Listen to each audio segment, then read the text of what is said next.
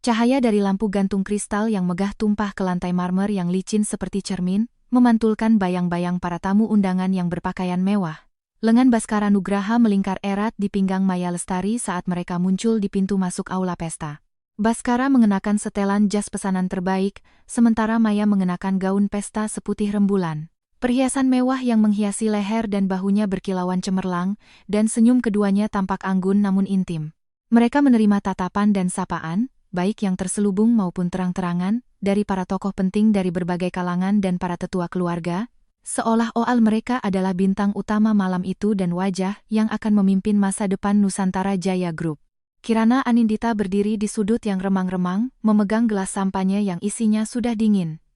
Ujung jarinya terasa beku.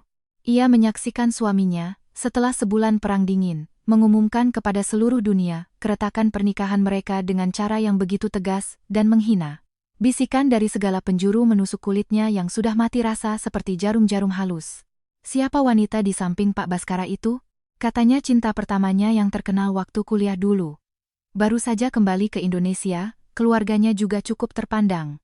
Lalu bagaimana dengan Bu Kirana? Bukankah seharusnya istri sah wajib hadir di pesta akhir tahun Nusantara Jaya Group hari ini?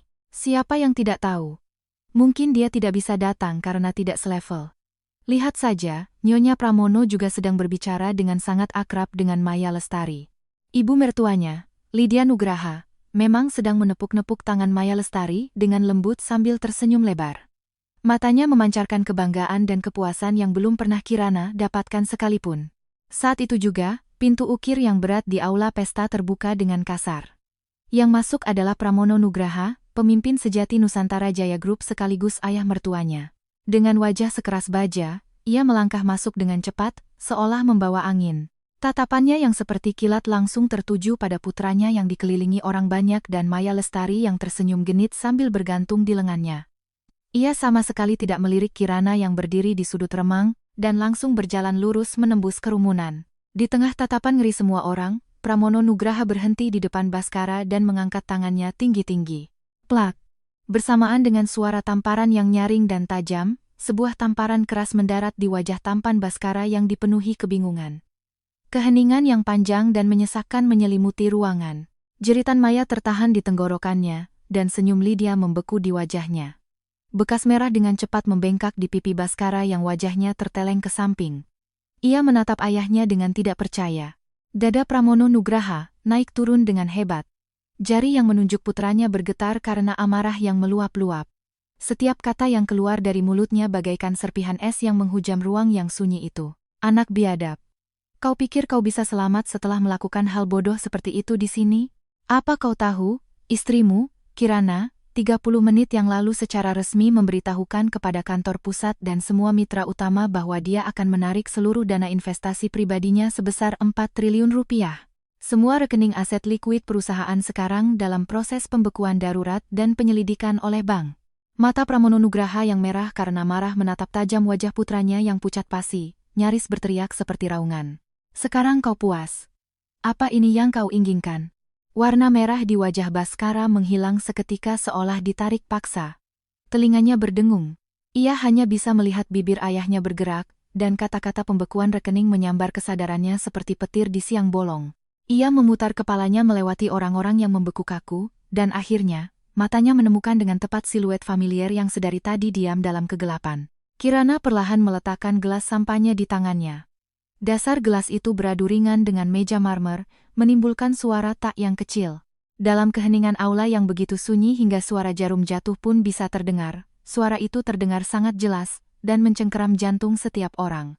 Ia membalas tatapan Baskara yang dipenuhi kengerian, kebingungan, dan bahkan permohonan, lalu sedikit mengangkat dagunya. Dan di tengah tatapan semua orang yang menahan napas, ia mengangkat tangannya dan mulai bertepuk tangan, perlahan, sangat perlahan. 1 bulan sebelumnya, di kediaman keluarga Nugraha di Menteng, Jakarta Pusat, Kirana bersandar di kepala tempat tidur. Cahaya dari layar laptop menerangi wajahnya yang pucat. Email terbaru yang masuk ke kotak masuknya berasal dari detektif swasta yang ia sewa. Lampiran email berisi beberapa foto beresolusi tinggi. Dalam foto itu, suaminya, Baskara Nugraha, sedang membungkuk untuk membukakan pintu mobil bagi seorang wanita berambut panjang yang mengenakan mantel musim gugur berwarna coklat muda. Lokasinya adalah terminal kedatangan Bandara Internasional Soekarno-Hatta, waktunya 3 hari yang lalu. Foto-foto berikutnya diambil dari luar sebuah ruang privat di restoran Jepang kelas atas dengan keamanan ketat. Baskara menundukkan kepala sambil mendengarkan ucapan wanita itu, dan wajahnya menunjukkan kelembutan yang sudah sangat lama tidak Kirana lihat. Bahkan ada foto saat asisten Baskara menyerahkan sebuah kantong kertas dengan logo merek perhiasan mewah kepada wanita itu. Wanita itu memiliki penampilan yang anggun dan berkelas. Saat tersenyum, sudut matanya sedikit turun, menciptakan aura yang secara aneh memancing naluri untuk melindunginya. Nama Maya Lestari tidak asing bagi Kirana. Ia adalah cinta pertama Baskara saat kuliah, kekasih yang diakui semua orang tidak bisa dilupakan. Setelah lulus, Maya melanjutkan studi ke luar negeri dan beredar kabar ia menikah dengan seorang pengusaha kaya keturunan Indonesia yang tinggal di luar negeri. Dan kemudian, setelah bercerai, ia kini telah kembali ke tanah air. Laporan detektif itu singkat, subjek investigasi, Maya Lestari, tiba di Jakarta 3 hari yang lalu. Baskara Nugraha menjemputnya langsung di bandara. Setelah itu, terjadi beberapa kali pertemuan. Saat ini, subjek menginap di kamar VIP sebuah hotel bintang 5 termewah di Jakarta. Biaya penginapan dibayar oleh asisten Baskara Nugraha. Saat ini belum ada bukti hubungan yang lebih dalam, tetapi hubungan mereka jelas jauh melampaui tingkat teman lama biasa. Kirana menutup jendela email dan laptopnya. Kamar tidur itu sangat luas dan didekorasi dengan gaya minimalis monokromatik kesukaan Baskara. Mahal, tetapi tanpa kehangatan, sama seperti pernikahan mereka yang telah berjalan selama 3 tahun. Dari luar pintu terdengar suara langkah kaki yang rendah dan familiar. Baskara membuka pintu dan masuk. Tercium aroma alkohol ringan bercampur dengan parfum wanita yang manis dan asing. Ia melonggarkan kerah kemejanya sambil menatap Kirana, dan seperti biasa, sedikit mengerutkan keningnya. Belum tidur? Aku menunggumu. Suara Kirana sangat tenang. Gerakan tangan Baskara terhenti. Ia tampak sedikit terkejut. Selama sebulan terakhir, percakapan di antara mereka berkurang drastis. Biasanya, saat ia pulang, Kirana sudah tidur atau sedang sibuk dengan urusan investasinya di ruang kerja. Ia berjalan ke ruang ganti dan melepaskan jasnya. Maya Lestari sudah kembali ke Indonesia, ya. Kirana langsung ke pokok permasalahan tanpa basa-basi. Punggung Baskara menegang sejenak, lalu kembali terlihat normal. Nada suaranya mengandung nada pasrah yang sulit dikenali. Ya, aku tahu. Dia baru saja kembali dan belum terbiasa dengan Jakarta, jadi aku hanya membantunya sebagai teman seangkatan. Ia berhenti sejenak. Bagaimana kau tahu? Aku melihat fotonya. Kirana turun dari tempat tidur dan bersandar di ambang pintu ruang ganti. Menjemput di bandara, makan malam di restoran Jepang, hadiah perhiasan mewah. Pak Direktur, apakah ini yang disebut membantu teman lama? Baskara berbalik. Wajahnya yang sedikit rileks karena alkohol kini benar-benar kehilangan ketenangannya, digantikan oleh ekspresi dingin dan kaku khas orang yang tertangkap basah. Kau menyewa orang untuk mengikutiku? Apa perlu sampai menyewa orang? Kirana tersenyum, tetapi matanya sama sekali tidak tersenyum. Asistenmu kurang teliti dalam bekerja. Rincian pembayaran dari toko perhiasan itu masuk ke email rekening bersama keluarga. Kalung seharga 1 miliar rupiah, ya? Anda benar-benar murah hati pada teman seangkatan, Pak Direktur. Wajah Baskara menjadi muram. Kirana, apa kau harus berbicara setajam itu? Maya sedang dalam kondisi emosional yang sulit setelah baru saja bercerai. Aku hanya menjalankan kewajibanku sebagai teman. Kalung itu hadiah ulang tahunnya yang terlambat, tidak ada arti lain. Tidak ada arti lain, Kirana mengulangi kata-katanya sambil mengangguk. Lalu, apakah langkah selanjutnya adalah menempatkannya di perusahaan sebagai titipan atau membawanya ke acara yang membutuhkan pendamping? Baskara tampak terkejut dengan prediksi Kirana yang tepat. Tatapannya goyah, tetapi ia dengan cepat mengubah nada bicaranya menjadi lebih keras. Memangnya kenapa? Coba lihat dirimu sendiri. Setiap hari hanya menatap laporan. Apa kau pernah peduli padaku, suamimu? Apa kau pernah memikirkan apa yang dibutuhkan oleh Nusantara Jaya Group? Maya itu penuh perhatian, latar belakang keluarganya juga baik, jadi kalaupun aku membawanya keluar, setidaknya dia tidak akan mempermalukanku. Kalimat terakhir itu, seperti jarum dingin, menusuk bagian terlembut di hati Kirana tanpa peringatan. Ia tiba-tiba ingin tertawa sinis. 3 tahun pernikahan. Ia mengorbankan karirnya yang sedang menanjak, menginvestasikan sebagian besar dana dari keluarganya dan aset yang ia kumpulkan setelah menikah ke Nusantara Jaya Group. Ia telah 2 kali menyelamatkan perusahaan dari krisis keuangan yang serius dan memperkuat posisi Baskara di dalam keluarga. Ia belajar bagaimana menavigasi hubungan yang rumit dengan keluarga besar suaminya dan berjuang keras untuk menjadi menantu yang baik di bawah tatapan tajam ibu mertuanya. Hasilnya, di mata Baskara, ia hanyalah seorang istri yang membosankan yang hanya tahu cara membaca laporan dan memalukan untuk diajak keluar.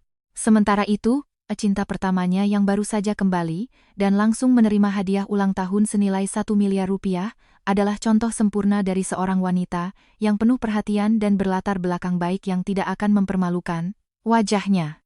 Jadi, Kirana merasakan suaranya menjadi sangat tenang dan kosong secara tidak normal.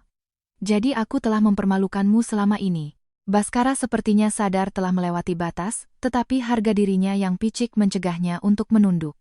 Ia malah membuang muka dan berkata dengan ketus, "Bukan itu maksudku. Tapi kau memang perlu memperbaiki sifatmu sedikit. Sebentar lagi akan ada pesta akhir tahun yang dihadiri oleh keluarga-keluarga konglomerat. Tahun ini, Nusantara Jaya Group yang menjadi tuan rumah, dan semua keluarga terpandang di Jakarta akan datang. Maksud ibu adalah, agar kau mempersiapkan diri dengan baik supaya tidak ada hal yang memalukan terjadi." "Maksud ibu?" "Ya." Kirana menangkap inti permasalahannya. "Lalu apa maksudmu? Kau berencana hadir dengan siapa? Aku? Atau teman seangkatanmu yang penuh perhatian itu?" Baskara memalingkan wajah menatapnya. Tatapan matanya rumit. Kemarahan dan rasa malu karena tertangkap basah melintas, tetapi akhirnya digantikan oleh tekad nekat. "Kirana, jangan keras kepala. Pesta kali ini menyangkut nama baik keluarga kita. Maya sudah lama tinggal di luar negeri, wawasannya luas, dan etikanya luar biasa. Dia jauh lebih cocok untuk acara itu." "Cukup."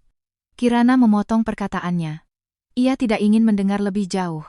Terasa nyeri yang samar dan tumpul di area jantungnya, tetapi yang lebih dominan adalah akal sehatnya yang dingin yang mengatakan bahwa semuanya telah berakhir. Perang dingin selama sebulan terakhir bukanlah sekadar hukuman bagi istri yang tidak punya pesona. Itu adalah proses untuk membuka jalan bagi kembalinya Maya, dan landasan untuk menggantikan dirinya yang dianggap tidak memenuhi syarat. Pesta akhir tahun itu adalah langkah pertamanya, langkah pertama yang akan diumumkan secara terbuka. "Baskara." Kirana menatapnya. Kehangatan terakhir yang tersisa di matanya telah padam. "Kita perlu bicara." "Bicara apa?" Baskara dengan gugup merapikan kerah bajunya. "Cerai." Hanya 2 kata. Suara yang jelas dan dingin, tanpa isak tangis atau emosi berlebihan. Baskara berdiri termangu, seolah salah dengar. "Apa katamu?" "Aku bilang, mari kita bercerai." Kirana mengulangi, lalu berbalik dan berjalan menuju tempat tidur. Ia membuka laci dan mengeluarkan dokumen yang sudah disiapkannya. "Ini draft surat perjanjian cerai. Pengacaraku yang menyiapkannya, jadi bacalah. Kalau tidak ada masalah, mari kita selesaikan surat-suratnya secepat mungkin." Baskara benar-benar kehilangan akal. Ia mengira Kirana akan menangis, memohon, dan bergantung padanya. Ia mengira Kirana akan menuntut penjelasan atau berlari mengadu pada ibunya. Atau mungkin mengancam akan menarik investasinya. Baskara tahu Kirana memiliki dana investasi di perusahaan, tetapi ia tidak tahu persis berapa jumlahnya. Urusan keuangan selalu memusingkan, dan lagi pula, ayah dan Kirana yang mengurusnya. Ia tidak pernah bermimpi Kirana akan menyerahkan surat perjanjian cerai dengan begitu tenang dan lugas. Ia menerima dokumen itu dan membacanya dengan tergesa-gesa. Klausul pembagian harta sangat jelas. Kirana menuntut pembagian harta bersama, sekaligus merinci investasi pribadinya di Nusantara Jaya Group beserta kepemilikan sahamnya, dan menuntut likuidasi serta penarikan kembali berdasarkan nilai pasar. Saat melihat deretan angka nol yang panjang di belakang total investasi, kelopak mata Baskara bergetar hebat. Ia tahu Kirana punya uang. Tahu kekayaan keluarganya cukup besar. Dan tahu Kirana sendiri punya mata yang tajam dalam berinvestasi. Tetapi ia tidak pernah membayangkan bahwa uang yang ia tuangkan ke perusahaan selama 3 tahun terakhir mencapai jumlah sebesar itu. "Kau." Ia mengangkat wajahnya menatap wajah Kirana yang begitu tenang. Untuk pertama kalinya, jantungnya terasa seperti jatuh. Tetapi yang lebih dulu muncul adalah kemarahan atas provokasi itu. "Kirana, apa kau harus melakukan ini? Hanya karena masalah sepele seperti ini, kau mau bercerai? Dan lagi, menarik investasi? Apa kau tidak tahu betapa ketatnya arus kas kita sekarang dengan proyek-proyek inti yang sedang berjalan? Menarik uang sekarang sama saja dengan mencekik leher keluarga kita. Masalah sepele? Kirana membalas dengan ringan. Rasanya begitu absurd hingga ia ingin tertawa. Kau membawa wanita lain dan mencoba merebut posisi istri sahmu, dan di matamu itu adalah masalah sepele? Lalu apa yang kau anggap masalah besar? Apa aku harus menunggu sampai kau membawa wanita itu ke rumah dan memintaku untuk memanggilnya kakak? Omong kosong apa ini? Wajah Baskara memerah padam. Bukan itu maksudku. Aku hanya berpikir dia lebih cocok untuk acara itu. Kirana, tolong jangan picik dan cobalah untuk lebih dewasa. Kalau keluarga kita baik-baik saja, kau juga akan baik-baik saja, bukan? Logika yang sama lagi. Dalih untuk menutupi keegoisan dan pengkhianatannya dengan alasan demi kebaikan keluarga. Kirana tiba-tiba merasakan kelelahan yang luar biasa. 3 tahun. Selama 3 tahun ia berjuang untuk menjadi menantu yang dewasa, istri yang tahu kewajiban, tetapi yang ia dapatkan hanyalah penghinaan yang melewati batas dan pengkhianatan yang tak tahu malu. Bacalah dokumen itu perlahan. Kirana tidak lagi menatapnya dan berjalan menuju pintu. Sampai kau menandatanganinya, aku tidak akan menghadiri acara resmi Nusantara Jaya Group manapun. Termasuk pesta akhir tahun, tentu saja. Dan uangku. Ia berhenti di ambang pintu dan sedikit menoleh. Cahaya dan bayangan menciptakan kontur yang dingin dan rasional di wajahnya. Arah uangku akan kutentukan sendiri. Hati-hati, Pak Direktur. Setelah selesai berbicara, ia membuka pintu dan melangkah keluar tanpa ragu. Hanya Baskara dan surat perjanjian yang berat di tangannya yang tersisa di kamar yang sedingin es itu. Suara pintu yang tertutup pelan terdengar seperti sebuah titik akhir. Baskara menatap kosong ke pintu yang tertutup rapat, lalu kembali menatap surat perjanjian cerai dengan klausul-klausul padat di tangannya. Terutama pada jumlah investasi yang sangat besar dan kata-kata likuidasi dan penarikan kembali yang menusuk matanya, emosi yang bercampur antara amarah, kecemasan, dan penyesalan yang aneh melonjak hingga ke ubun-ubun. Ia membanting dokumen itu ke lantai dengan kasar. Kirana, jangan harap. Selama 2 minggu berikutnya, suasana di kediaman Nugraha jatuh di bawah titik beku. Kirana mengemasi barang-barangnya dan pindah ke kamar tamu, pergi pagi-pagi sekali dan pulang larut malam. Awalnya, Baskara bertahan, berharap Kirana akan menunduk lebih dulu seperti biasanya.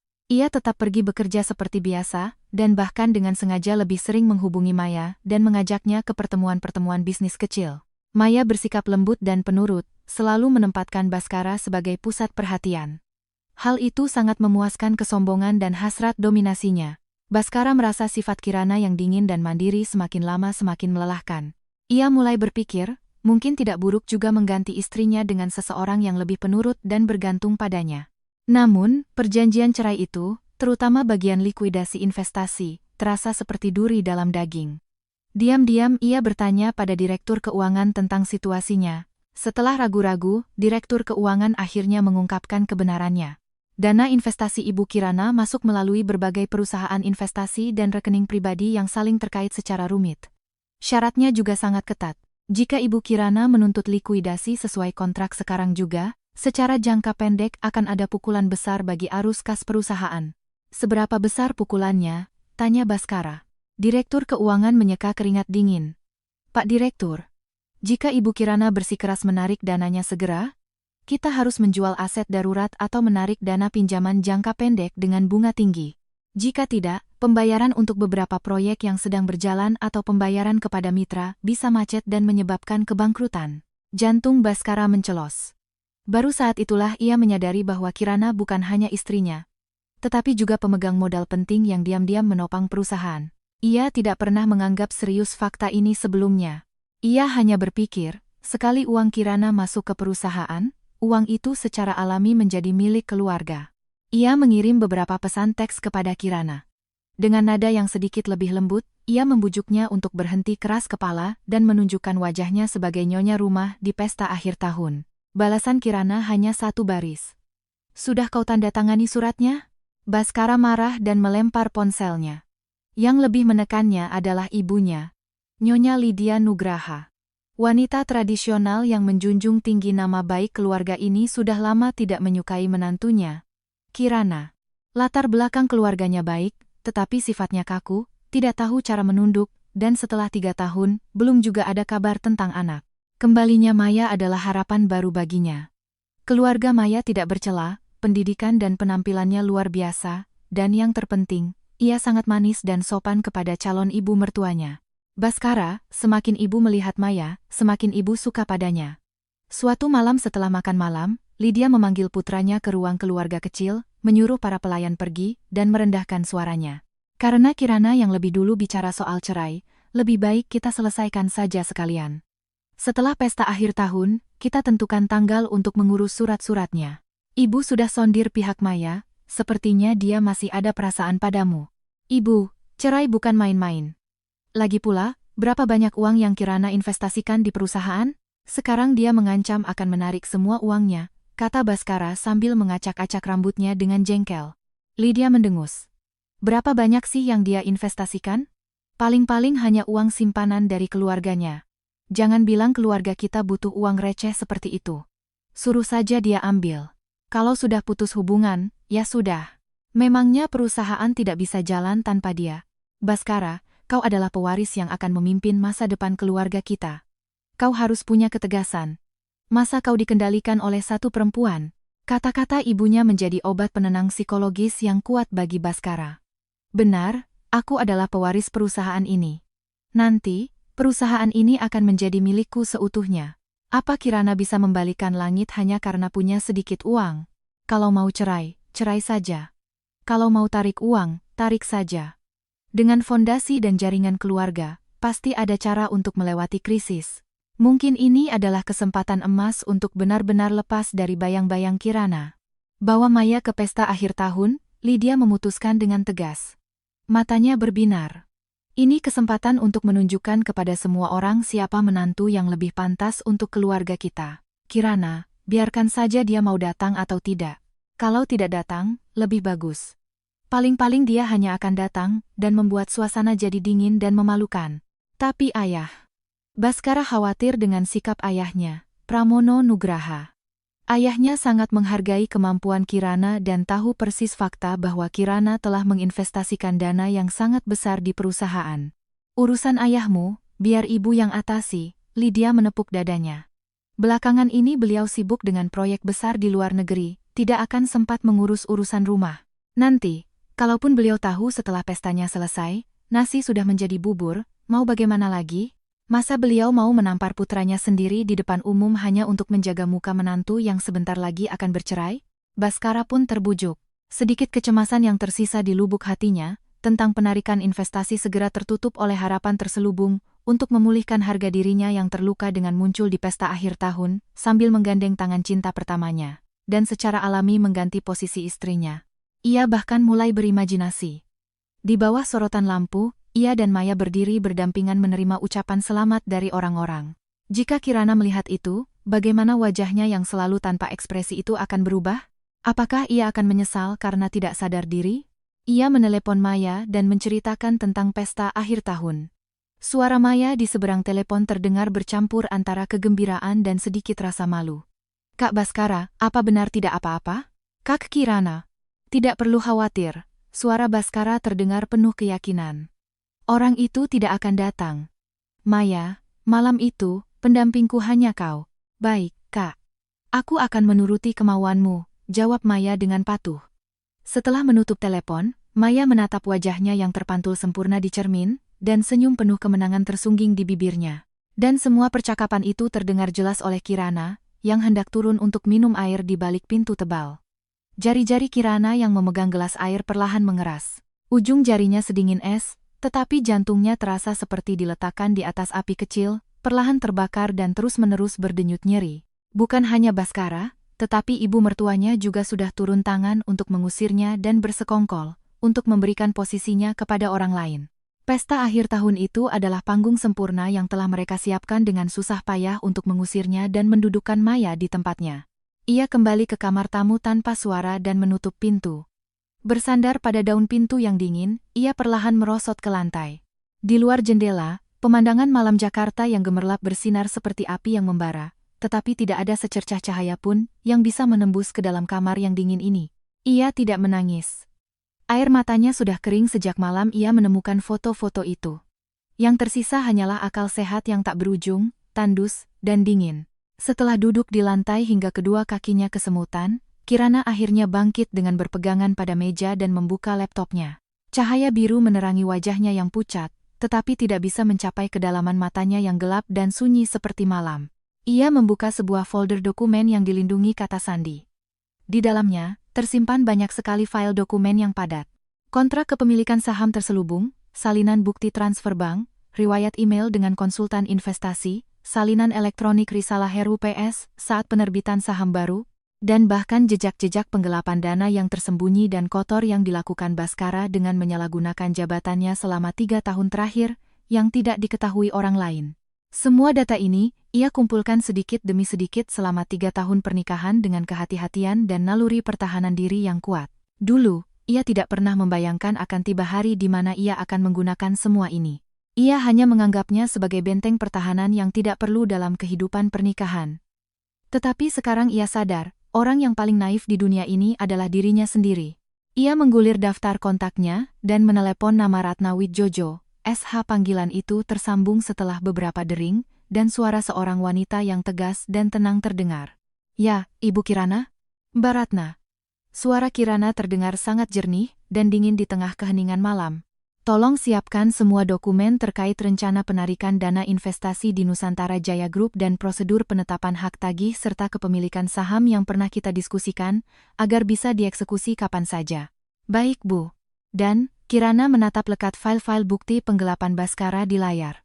"Tolong jadwalkan pertemuan dengan auditor dan ahli investigasi keuangan terbaik di Indonesia minggu depan. Ada beberapa pembukuan yang perlu saya hitung dengan cermat. Oh, dan tolong periksa juga hal yang pernah saya minta secara terpisah." Di seberang telepon, Ratna menjawab dengan cepat. "Saya mengerti, Bu.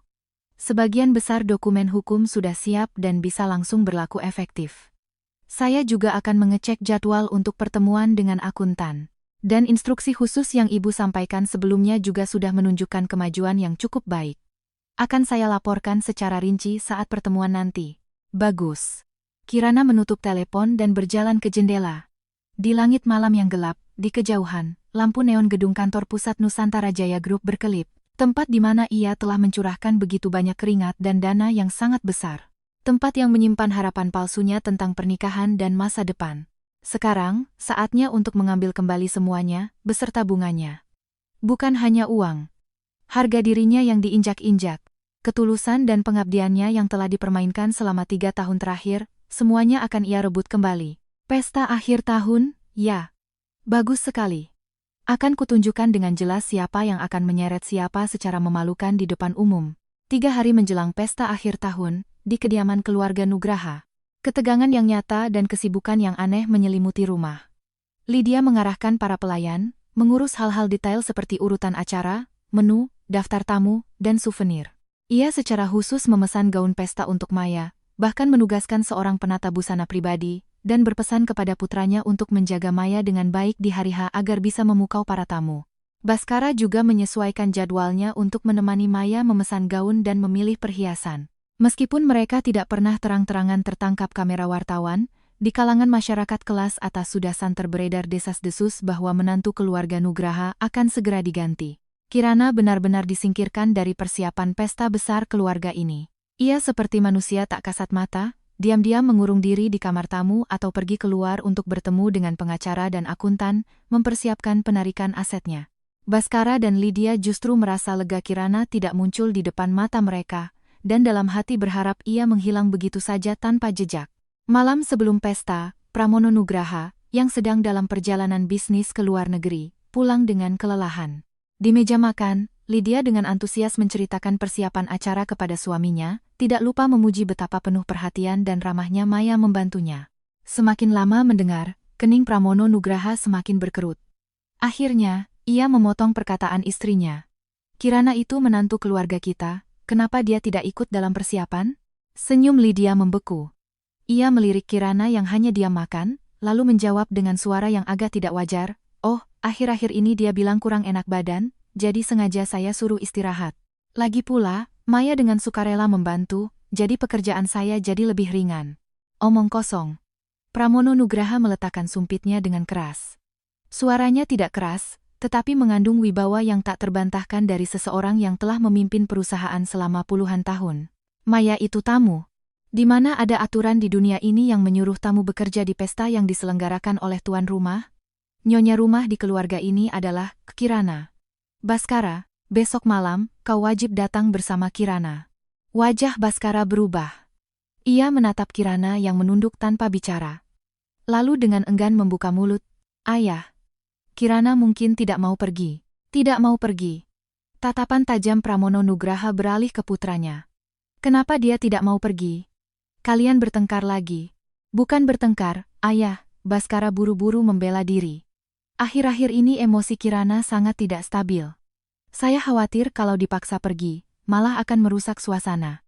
Justru karena itu kau harus mengajaknya keluar agar pikirannya segar. Pramono Nugraha tidak memberikan ruang untuk kompromi.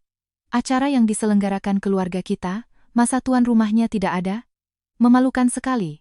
Kirana, besok persiapkan dirimu dengan baik dan datang bersama Baskara. Ini menyangkut nama baik keluarga dan ini adalah tanggung jawabmu sebagai menantu. Kirana, yang sedari tadi diam, akhirnya mengangkat kepala dan menatap ayah mertuanya. Tatapan pria tua yang telah melewati berbagai asam garam dunia bisnis ini memang keras, tetapi Kirana bisa membaca adanya rasa hormat dan penghargaan minimal terhadap dirinya di dalamnya. Mungkin, dialah satu-satunya orang di keluarga ini yang masih memperlakukannya sebagai manusia, tapi hanya sampai di situ. Sudah jelas siapa yang akan ia pilih antara nama baik keluarga dan putranya. Saat ini ia membelanya bukan karena mengakui kemampuannya sebagai menantu, tetapi hanya untuk menjaga aturan dan martabat keluarga terpandang. Tidak ada niat sedikitpun untuk memperbaiki kesalahan putranya. "Ayah," Kirana membuka mulut. Suaranya jernih dan tidak goyah, "Saya akan hadir." Wajah Pramono Nugraha sedikit melunak. Bagus, pikiran yang bagus. Namun, Baskara dan Lydia membeku seketika. Mereka menatap Kirana dengan tidak percaya. Mereka mengira Kirana akan menolak dan melanjutkan perang dingin, tetapi ia justru menyetujuinya. Kirana mengabaikan tatapan kaget keduanya dan melanjutkan dengan suara tenang. "Hanya saja, seperti yang ayah katakan, ini adalah acara penting bagi keluarga kita dan menyangkut nama baik, jadi ada beberapa hal yang lebih baik kita perjelas sebelumnya." Ia meletakkan sumpitnya dan menyeka sudut bibirnya dengan elegan. Gerakannya tidak tergesa-gesa sama sekali. "Pertama, besok saya akan hadir sebagai istri sah Baskara.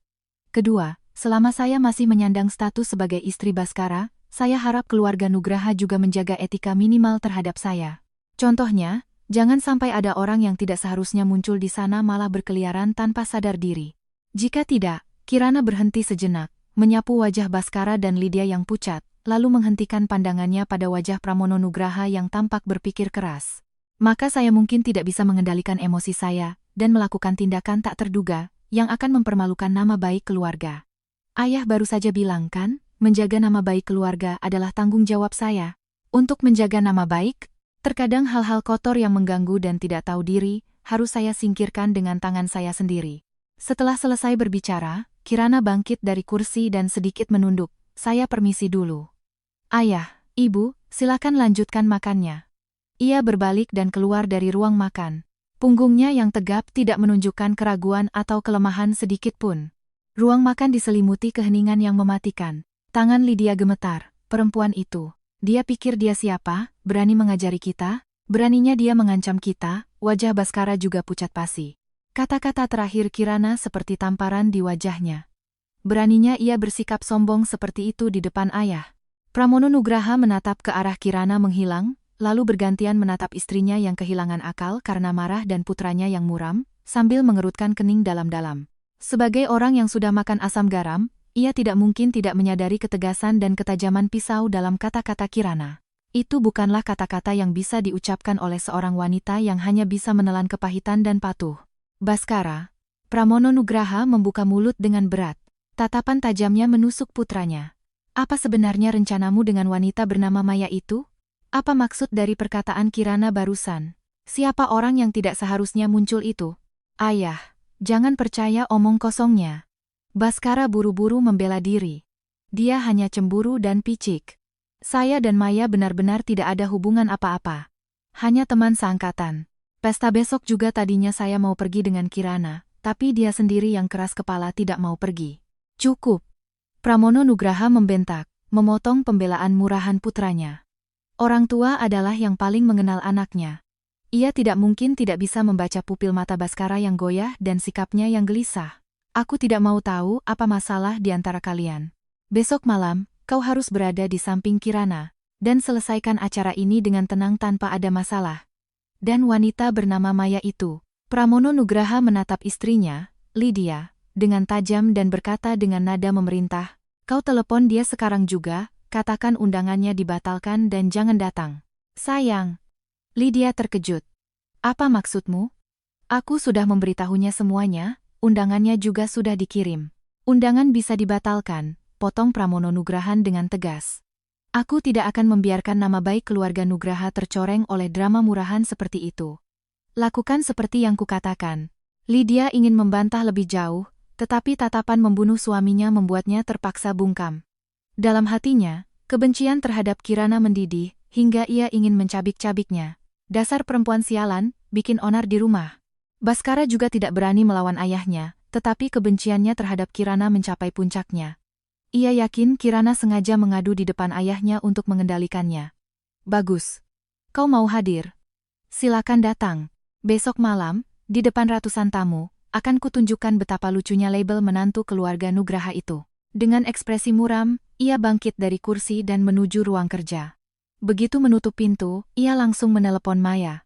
Maya, ada sedikit perubahan rencana untuk besok malam. Ayah bersikeras, jadi Kirana akan datang. Suara Baskara terdengar penuh kekesalan dan rasa bersalah yang tertahan. Di seberang telepon, hening selama beberapa detik, lalu terdengar suara Maya yang lembut, seolah menahan isak tangis. Tidak apa-apa, Kak. Aku mengerti. Kak Kirana kan istri sah, jadi wajar kalau dia yang hadir. Aku benar-benar tidak apa-apa, asal kakak tidak dalam masalah. Semakin Maya bersikap pengertian dan manis, semakin besar rasa bersalah dan kasihan Baskara, dan kebenciannya terhadap kesombongan Kirana melambung tinggi. Maya, jangan sedih. Kata Baskara dengan suara rendah, seolah sudah membuat keputusan bulat. Besok malam, tetaplah datang ke pesta. Aku akan mengurus semuanya. Meskipun wanita itu datang, tidak ada yang berubah. Aku pasti akan mendapatkan kembali apa yang menjadi hakku. Kak Baskara.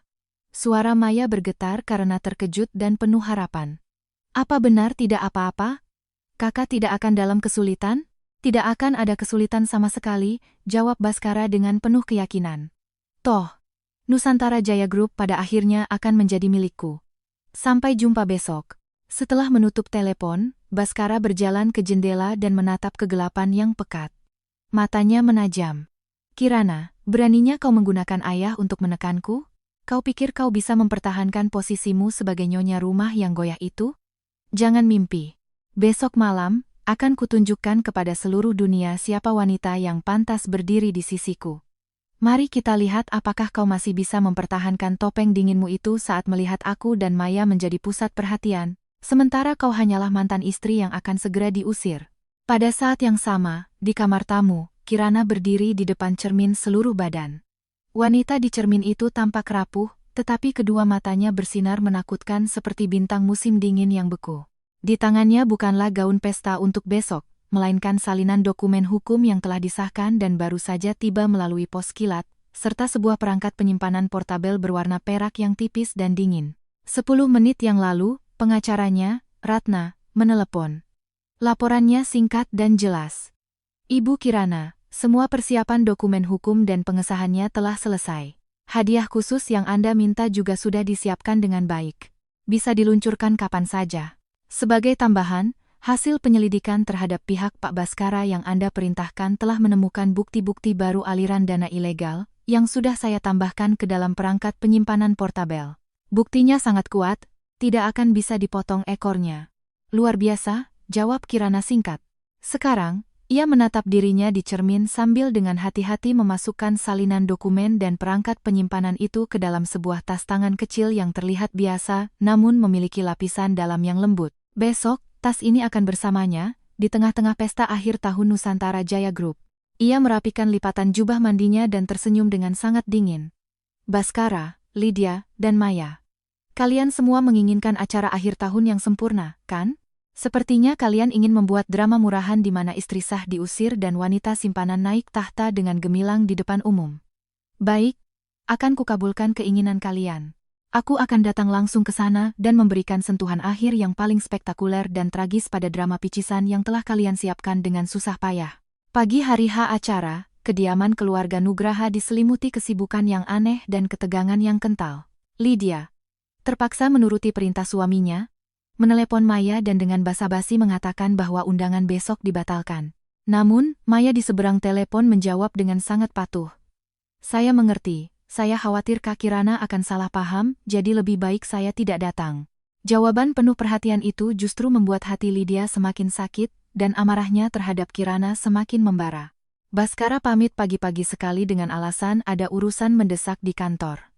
Namun, Lydia dan para pelayan tahu betul bahwa ia pergi untuk menenangkan Maya dan merencanakan sesuatu. Pramono Nugraha juga berangkat pagi-pagi ke kantor pusat dengan alasan ada konferensi video internasional yang penting. Kirana, sendirian di kamar tamu, mulai bersiap dengan santai. Ia menolak salon kecantikan yang ditugaskan oleh keluarga dan memanggil para ahli dari salon langganan pribadinya, yang merupakan salon paling eksklusif, langsung ke kediaman. Sore harinya, para ahli itu hilir mudik di kamar Kirana, membawa gaun pesta dan perhiasan senilai puluhan juta rupiah. Lydia mengamati pemandangan itu dengan mata dingin, hatinya terbakar amarah.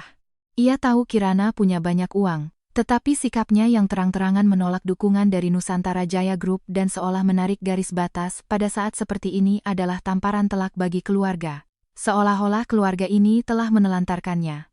Menjelang senja, Baskara kembali. Wajahnya tidak terlihat baik. Saat ia naik ke lantai 2 dan melewati pintu kamar tamu yang terbuka lebar, ia tanpa sadar berhenti melangkah saat melihat Kirana yang sudah selesai berdandan. Kirana memilih gaun malam panjang berwarna zamrud yang jatuh dengan sempurna, tanpa hiasan berlebihan. Satu-satunya ornamen adalah ikat pinggang berbentuk rantai bertatahkan permata, yang menonjolkan pinggangnya. Rambutnya disanggul elegan, memperlihatkan leher jenjang dan tulang selangkanya yang mulus. Anting permata kecil yang mewah berkilauan di telinganya. Riasannya tipis, tetapi menonjolkan matanya yang jernih dan dingin. Tidak ada kesan murahan seperti wanita lain yang mencoba menarik perhatian dengan riasan tebal dan pakaian mencolok. Namun, kemewahan yang sangat terkendali dan keanggunan yang tenang dan tak tergoyahkan itu memancarkan kekuatan yang berat dan tak bisa diabaikan oleh siapapun. Jantung Baskara mencelos.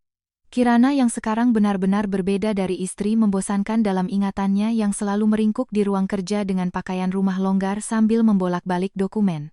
Namun, ia berusaha meyakinkan diri bahwa ini semua hanyalah hasil kerja para penata rias dan Kirana hanya berusaha keras agar tidak kalah dalam pertarungan gengsi malam ini. Ia mengalihkan pandangannya dan masuk ke kamarnya, dengan wajah dingin mengganti pakaiannya dengan setelan jas pria. Setelan berwarna biru navy gelap, disesuaikan dengan warna gaun Maya. Sambil membayangkan betapa serasinya mereka nanti saat berdiri berdampingan di bawah lampu sorot, ia menekan perasaan cemas aneh yang mulai merayap di sudut hatinya. Pukul 18.00, wajah Pramono Nugraha yang baru kembali dari kantor tampak muram. Sepertinya ada masalah pelik yang terjadi. Ia melirik sekilas putra dan menantunya yang sudah menunggu di ruang tamu. Lalu tanpa banyak bicara, ia berkata dengan berat, "Ayo berangkat, nanti terlambat." Mobil sedan mewah meluncur mulus menuju hotel megah tempat acara berlangsung. Udara di dalam mobil terasa begitu berat dan menyesakan, tidak ada yang membuka mulut. Kirana duduk diam di dekat jendela, menatap pemandangan malam Jakarta yang berlalu seperti jejak cahaya. Di atas pangkuannya, ada sebuah tas tangan kecil, dan ujung jarinya bisa merasakan tekstur keras dokumen di dalamnya. Baskara gelisah, berulang kali memeriksa ponselnya. Ia sedang menunggu kabar dari Maya. Sesuai rencana mereka, Maya akan masuk dengan berpura-pura tidak sengaja bertemu dengan salah satu tetua keluarga yang diundang ke pesta. Kemudian, di depan banyak orang, Baskara akan memperkenalkannya sebagai mitra bisnis penting dan teman lama. Bagaimana Kirana bisa melawannya? Sekalipun ayahnya marah, ia tidak akan mungkin memarahinya di depan umum dan mempermalukan dirinya sendiri. Saat tiba di hotel, karpet merah terbentang panjang dari pintu masuk hingga ke dalam aula. Di area pemotretan, kilatan kamera menyambar-nyambar. Meskipun ini adalah acara pribadi yang akses media luarnya dibatasi ketat, beberapa wartawan dari media ekonomi yang memiliki hubungan dekat dengan Nusantara Jaya Group diizinkan meliput dari pinggir. Baskara turun dari mobil lebih dulu dan dengan wajar mengulurkan tangannya untuk membantu Kirana. Namun, Kirana mengabaikan tangannya seolah tak terlihat, dan dengan anggun mengangkat ujung gaunnya lalu turun dari mobil sendiri. Ia bahkan tidak menunggu suaminya, dan langsung berjalan menuju pasangan Pramono Nugraha. Wajah Baskara yang tangannya menggantung canggung di udara seketika berubah masam. Lydia, yang melihat pemandangan itu, naik pitam dan berbisik pelan pada suaminya, "Lihat sikap perempuan itu." Suaminya sendiri, tapi di depan orang banyak berani bertingkah seperti itu. Pramono Nugraha mengerutkan kening sambil bergantian menatap Kirana yang berjalan dengan jarak yang dingin meskipun terlihat tenang dan wajah putranya yang mendengus marah. Jauh di dalam hatinya, firasat buruk semakin membesar tak terkendali. Namun, saat ini tidak ada waktu untuk bertanya. Para tokoh bisnis berpengaruh yang sudah lama menjalin hubungan dengan mereka sedang berjalan ke arah mereka. "Wah, Pak Pramono, Bu Lydia, selamat. Acara tahun ini benar-benar luar biasa persiapannya." "Ah, Baskara juga datang. Yang ini Ibu Kirana, kan? Benar-benar pasangan yang serasi."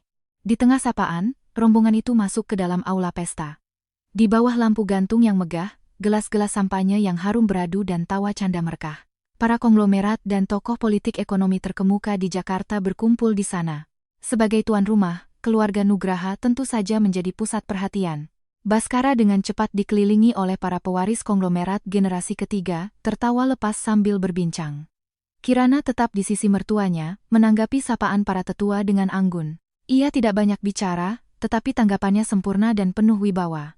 Beberapa tokoh yang tadinya memandangnya dengan curiga setelah mendengar desas-desus, kini diam-diam mengagumi sikapnya yang tak tergoyahkan dan mulai mengubah penilaian mereka.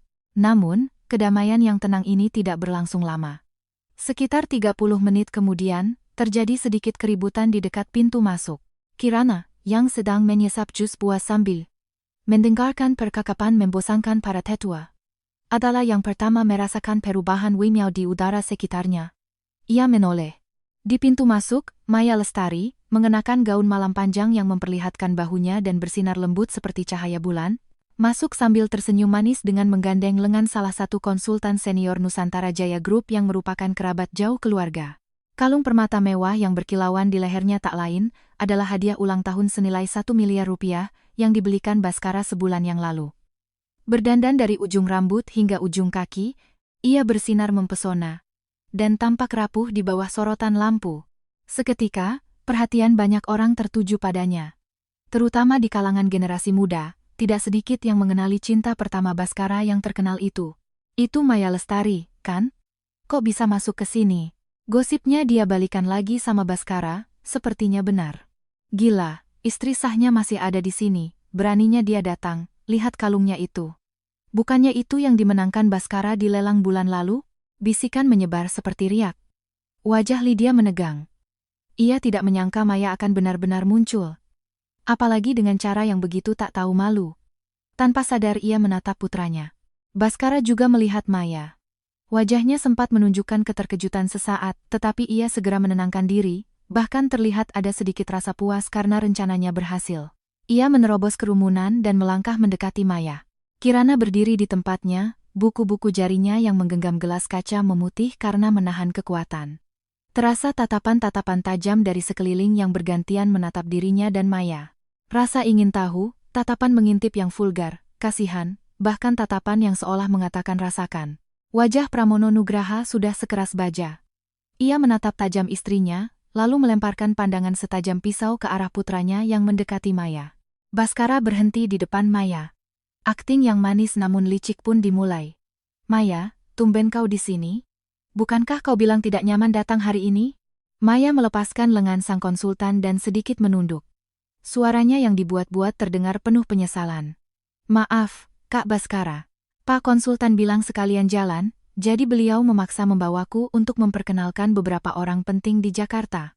Aku tidak tahu kalau ini akan merepotkan kakak." Ia melirik ke arah Kirana yang berdiri jauh, seolah-olah memperhatikan, lalu segera menundukkan kepala dalam-dalam.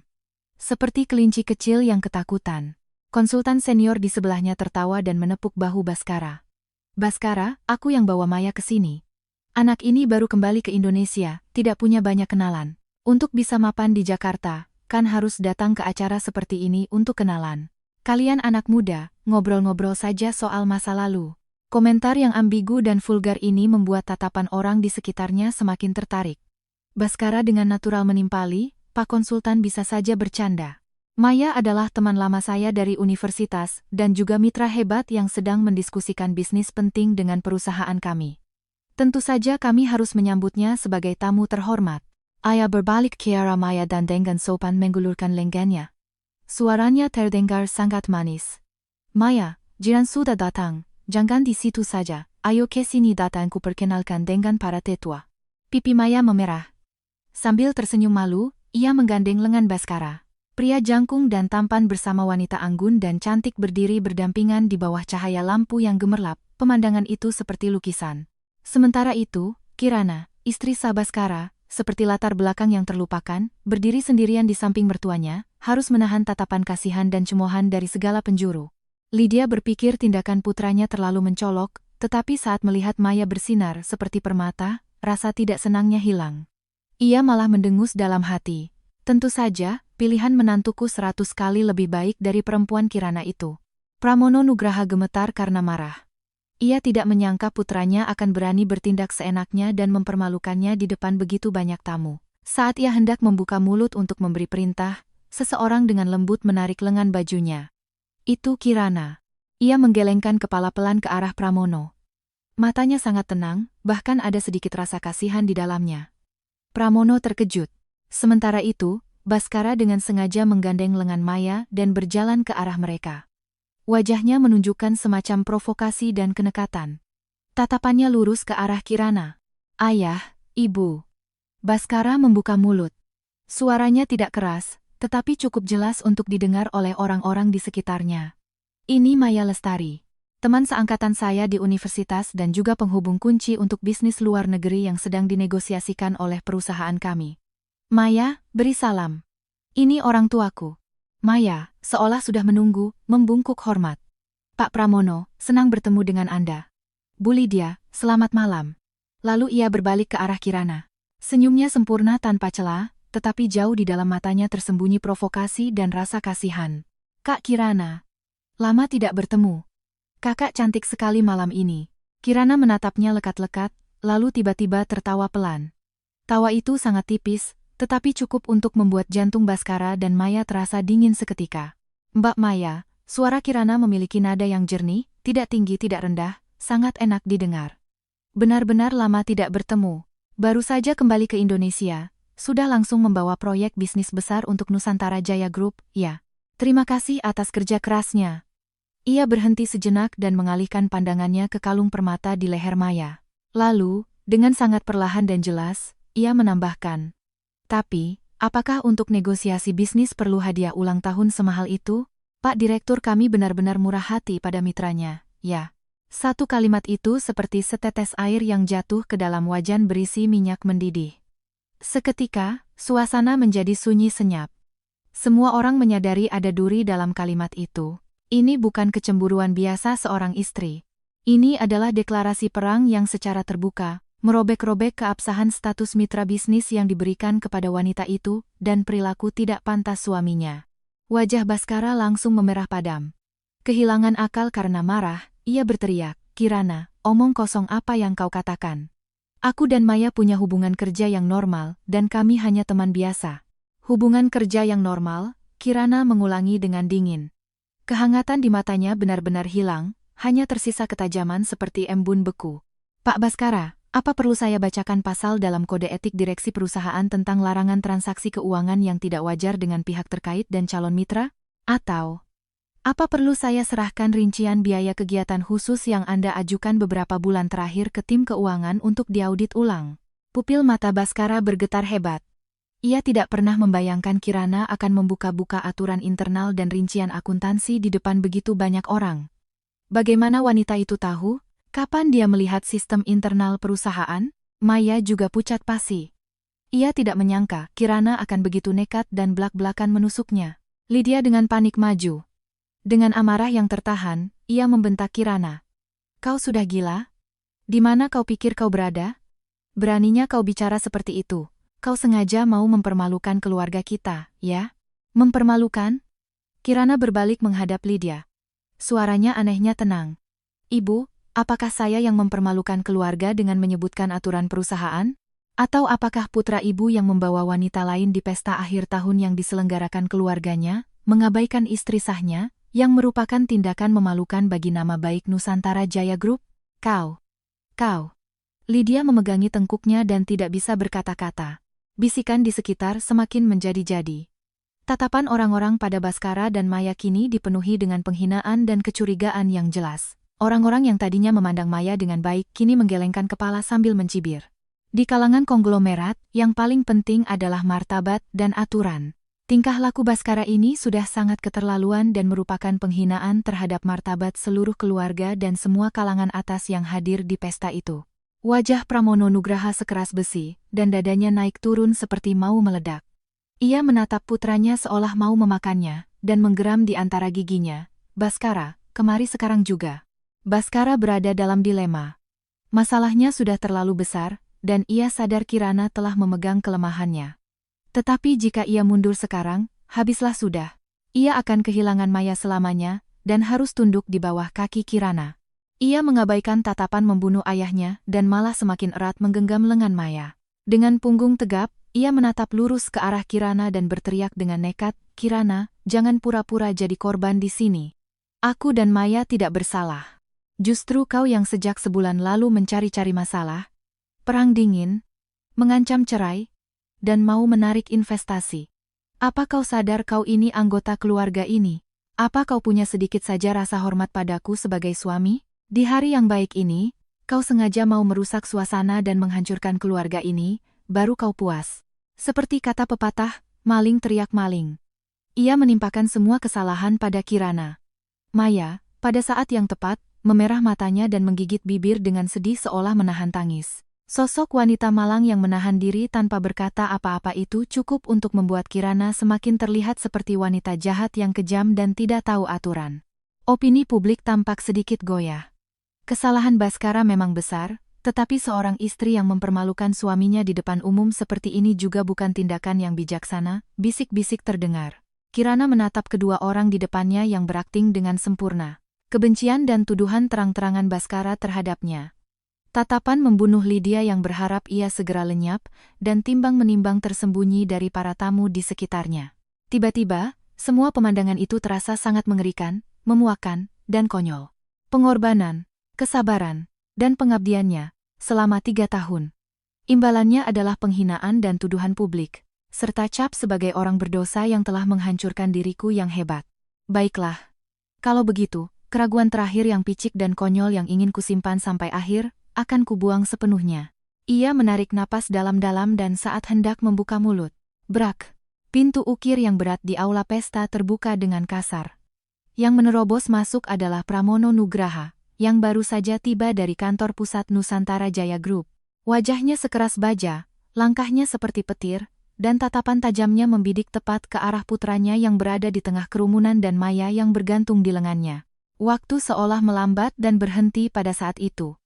Cahaya dari lampu gantung terfokus pada siluet kemarahan besar yang berdiri di ambang pintu dan pada pasangan tak tahu malu yang menjadi sasaran tatapannya.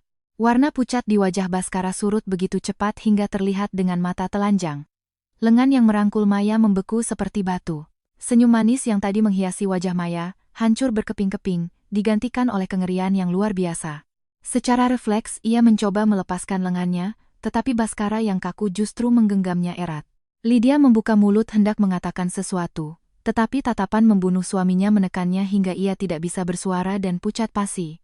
Semua gerakan para tamu yang sedang berbisik atau menyesap sampahnya terhenti. Keramaian yang tadi riuh berubah menjadi keheningan yang mematikan. Bahkan suara napas pun tidak terdengar. Ratusan pasang mata berpindah-pindah dengan cemas antara Pramono Nugraha, Baskara, Maya, dan Kirana yang berdiri tenang di sudut. Para petinggi bisnis yang licik seperti rubah sudah merasakan bahwa situasinya tidak beres. Jika Pramono Nugraha yang biasanya setenang gunung dan setegas baja bisa kehilangan akal dan menyerbu masuk ke acara publik seperti ini bukan lagi sekadar skandal biasa, melainkan pertanda adanya bencana besar yang akan mengguncang perusahaan.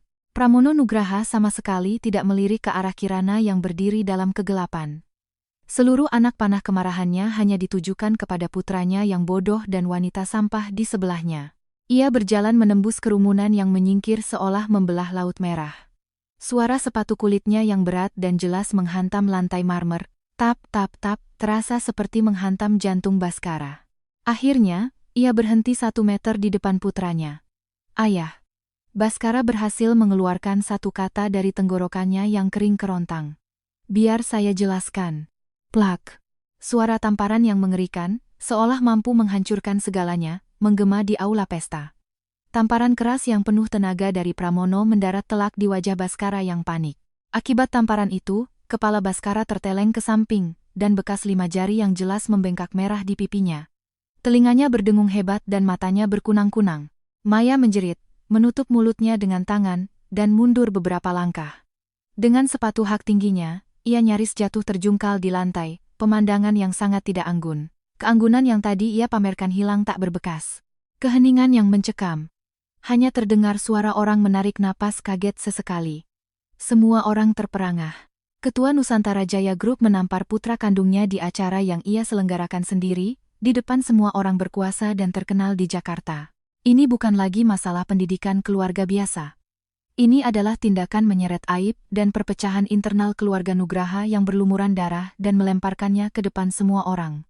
Malam ini, martabat keluarga Nugraha hancur lebur. Lydia merasa pandangannya gelap dan nyaris pingsan sebelum ditopang oleh seorang pelayan. Baskara, sambil memegangi pipinya yang terbakar, menatap ayahnya dengan tidak percaya.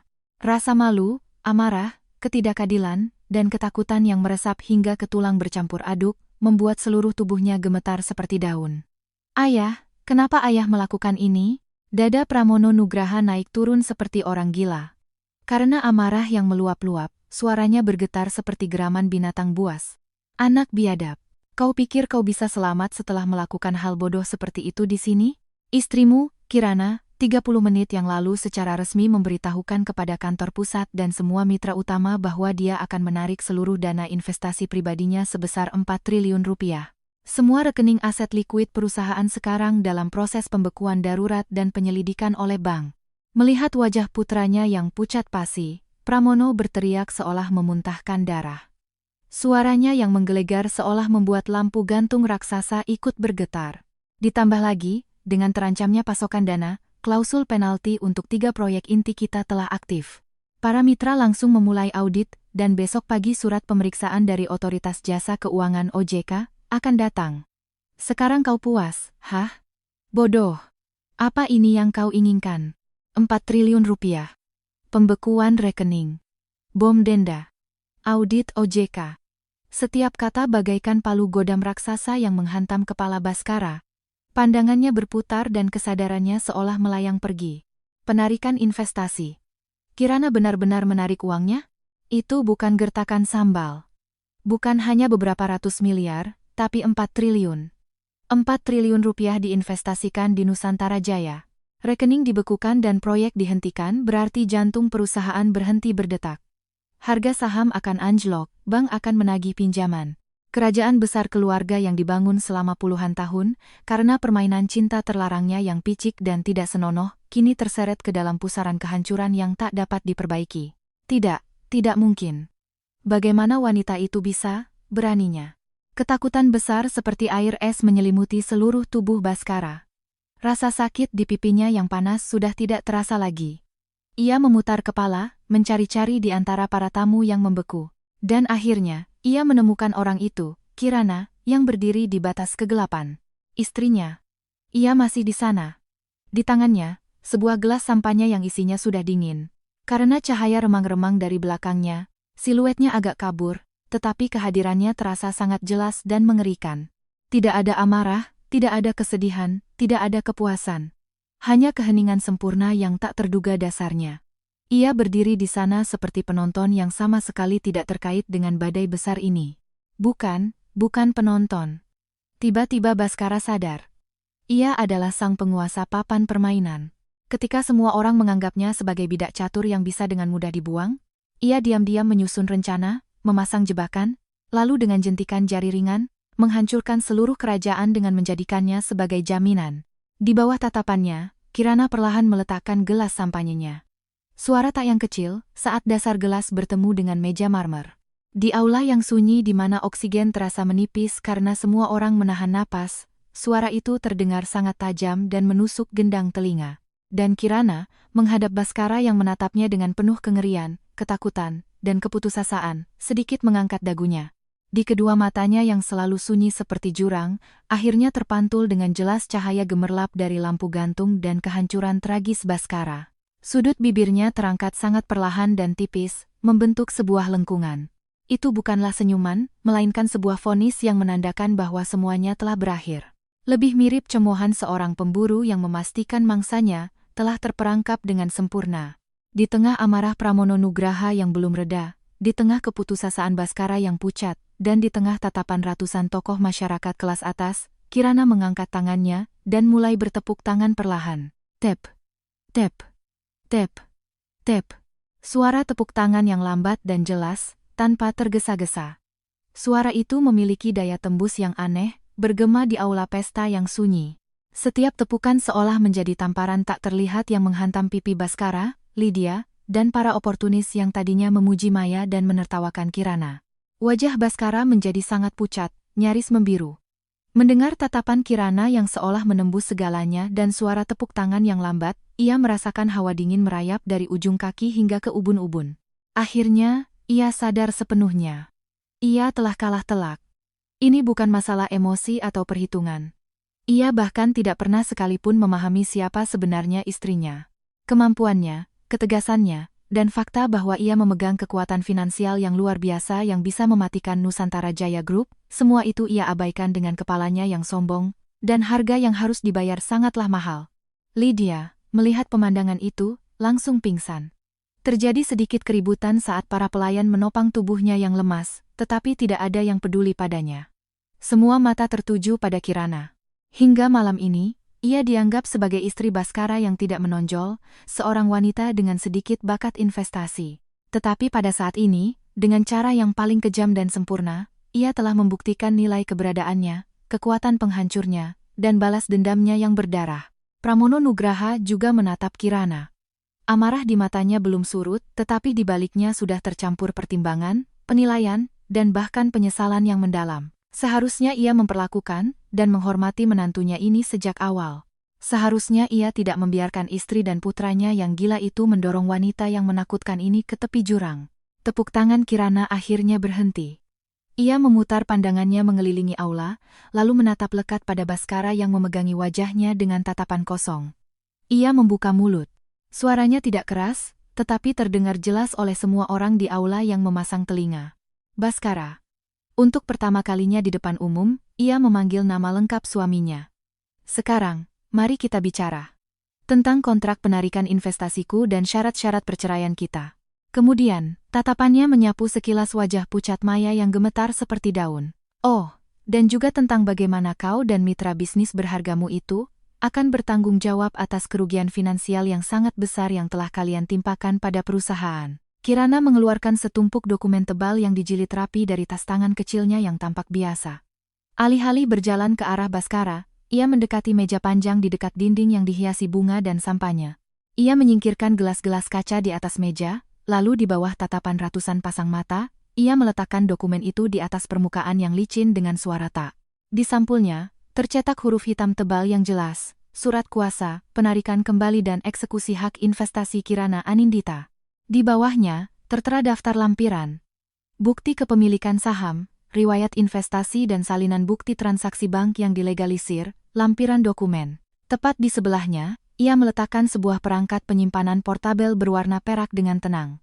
Surat kuasa ini ada 8 salinan.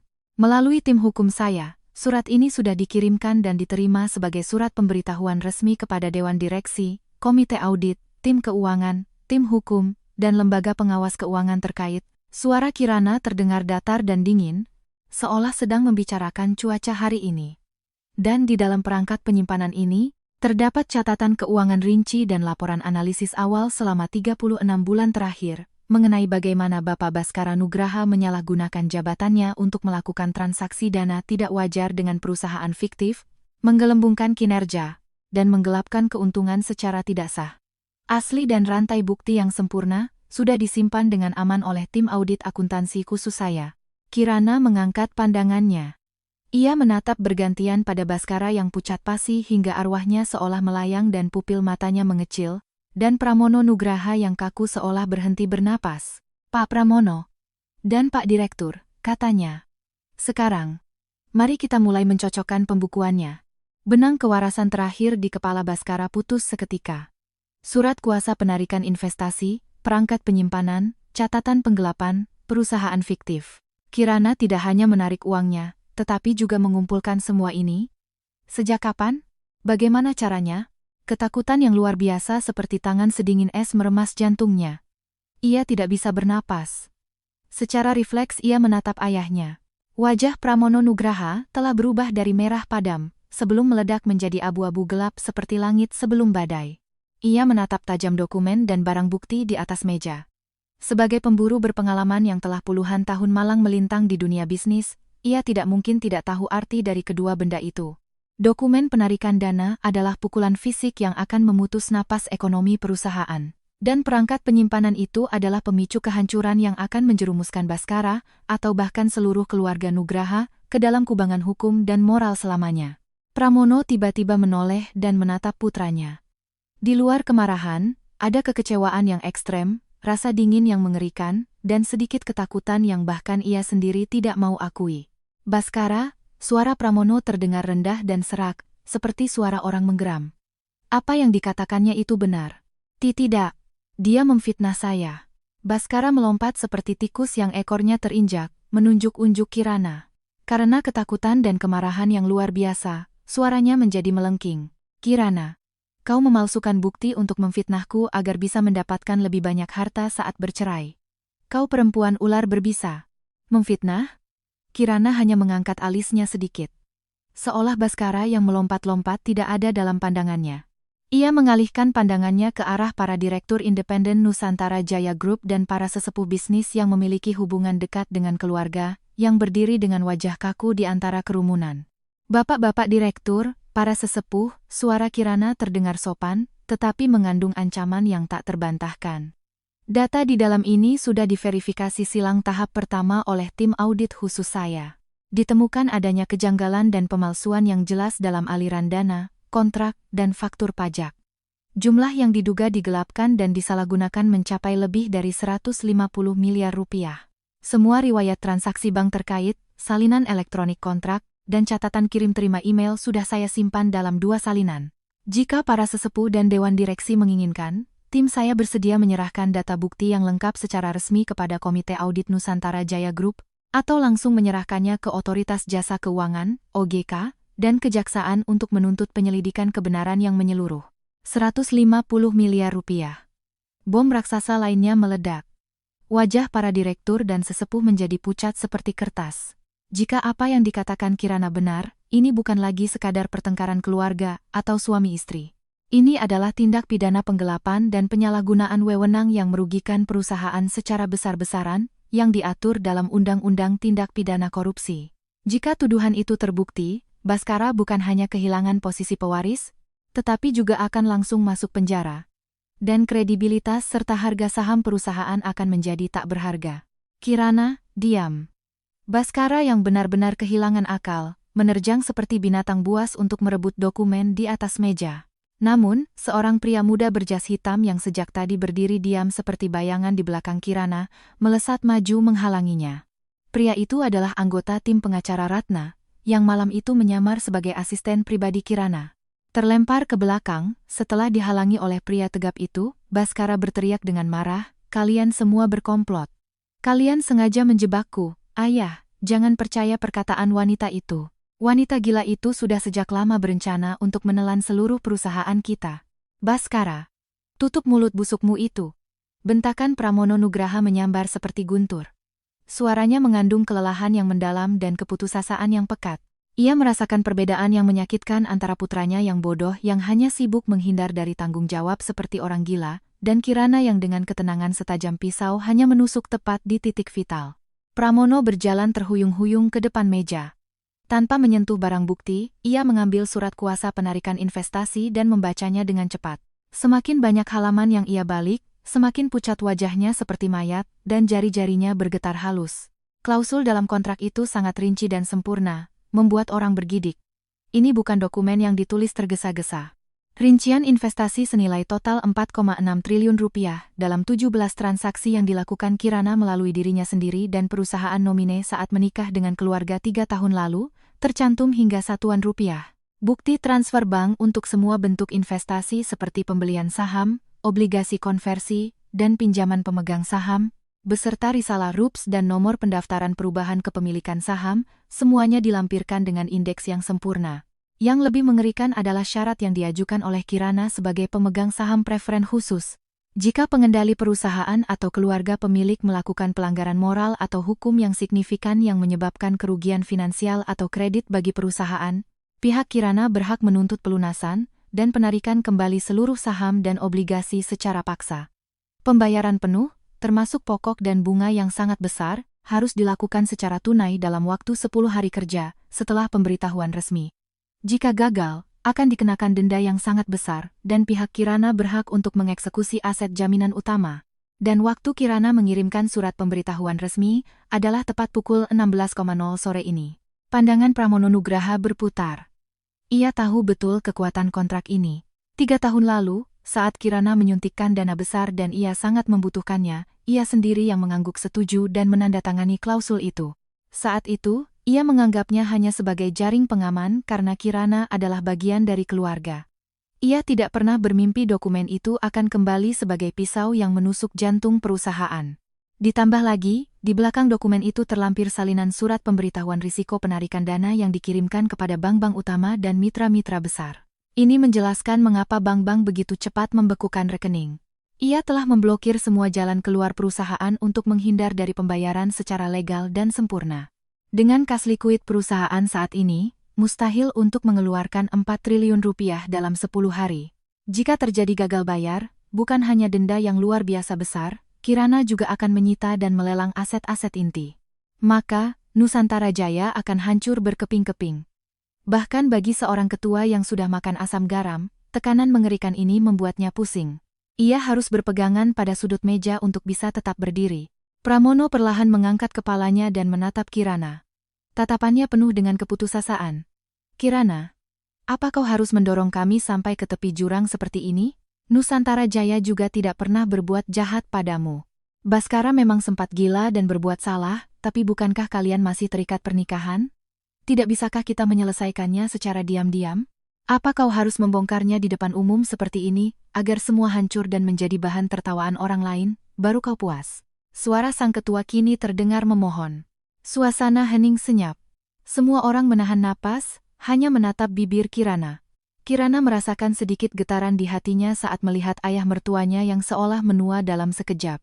Sejujurnya, Pramono Nugraha adalah satu-satunya orang di keluarga ini yang menghormatinya. Tapi hanya sampai di situ. Ayah. Kirana masih menggunakan panggilan itu. Tetapi suaranya sangat dingin dan tegas. Bukan saya yang mendorong ke tepi jurang. Baskara dan keluarga ini yang lebih dulu mendorong saya ke sana. Ia menoleh dan menyapu wajah-wajah orang-orang kelas atas yang familiar dan asing yang memenuhi aula. 1 bulan yang lalu, saya mengetahui suami saya bertemu kembali dengan cinta pertamanya, menjalin hubungan diam-diam, dan membelikannya perhiasan senilai miliaran. Saat saya bertanya, yang saya dapatkan adalah tuduhan dan perang dingin. Saat saya menuntut cerai, yang saya dapatkan adalah penghinaan yang lebih keji dan gunjingan di belakang. Dan hari ini, di pesta akhir tahun yang diselenggarakan oleh Nusantara Jaya Group. Meskipun saya hadir sebagai istri sah, pria yang berstatus suami saya itu dengan bangga muncul sambil menggandeng wanita lain dan mencoba mendapatkan pengakuan atas posisi wanita itu dari semua orang. Membuat saya terlihat seperti orang bodoh yang sempurna. Dan ibu mertua saya, bukan hanya diam, tapi malah menikmatinya. Suara Kirana tidak tinggi, tetapi setiap katanya seperti palu yang menghantam gendang telinga orang-orang. Ketika saya mencoba mempertahankan martabat dan batasan minimal sebagai manusia, penilaian yang saya dapatkan adalah picik, mempermalukan nama baik keluarga, tidak tahu diri. Kalau begitu, saya ingin bertanya kepada bapak-bapak dan ibu-ibu terhormat yang ada di sini. Tatapan Kirana kembali tertuju pada wajah Pramono Nugraha. Di bibirnya tersungging senyum sinis sedingin es. Apakah posisi menantu keluarga ini adalah posisi di mana saya harus tersenyum dan menutup mata terhadap perselingkuhan suami, menyambut wanita simpanannya yang datang ke pesta, Dan bahkan setelah ditampar dan dihina di depan umum, saya harus tetap tersenyum demi nama baik keluarga? Jika itu yang kalian sebut martabat dan sikap yang bijaksana, maka martabat seperti itu sudah saya buang ke tempat sampah. Uang saya adalah latar belakang kuat yang diwariskan oleh orang tua saya dan modal yang saya kumpulkan dengan darah dan keringat saya sendiri.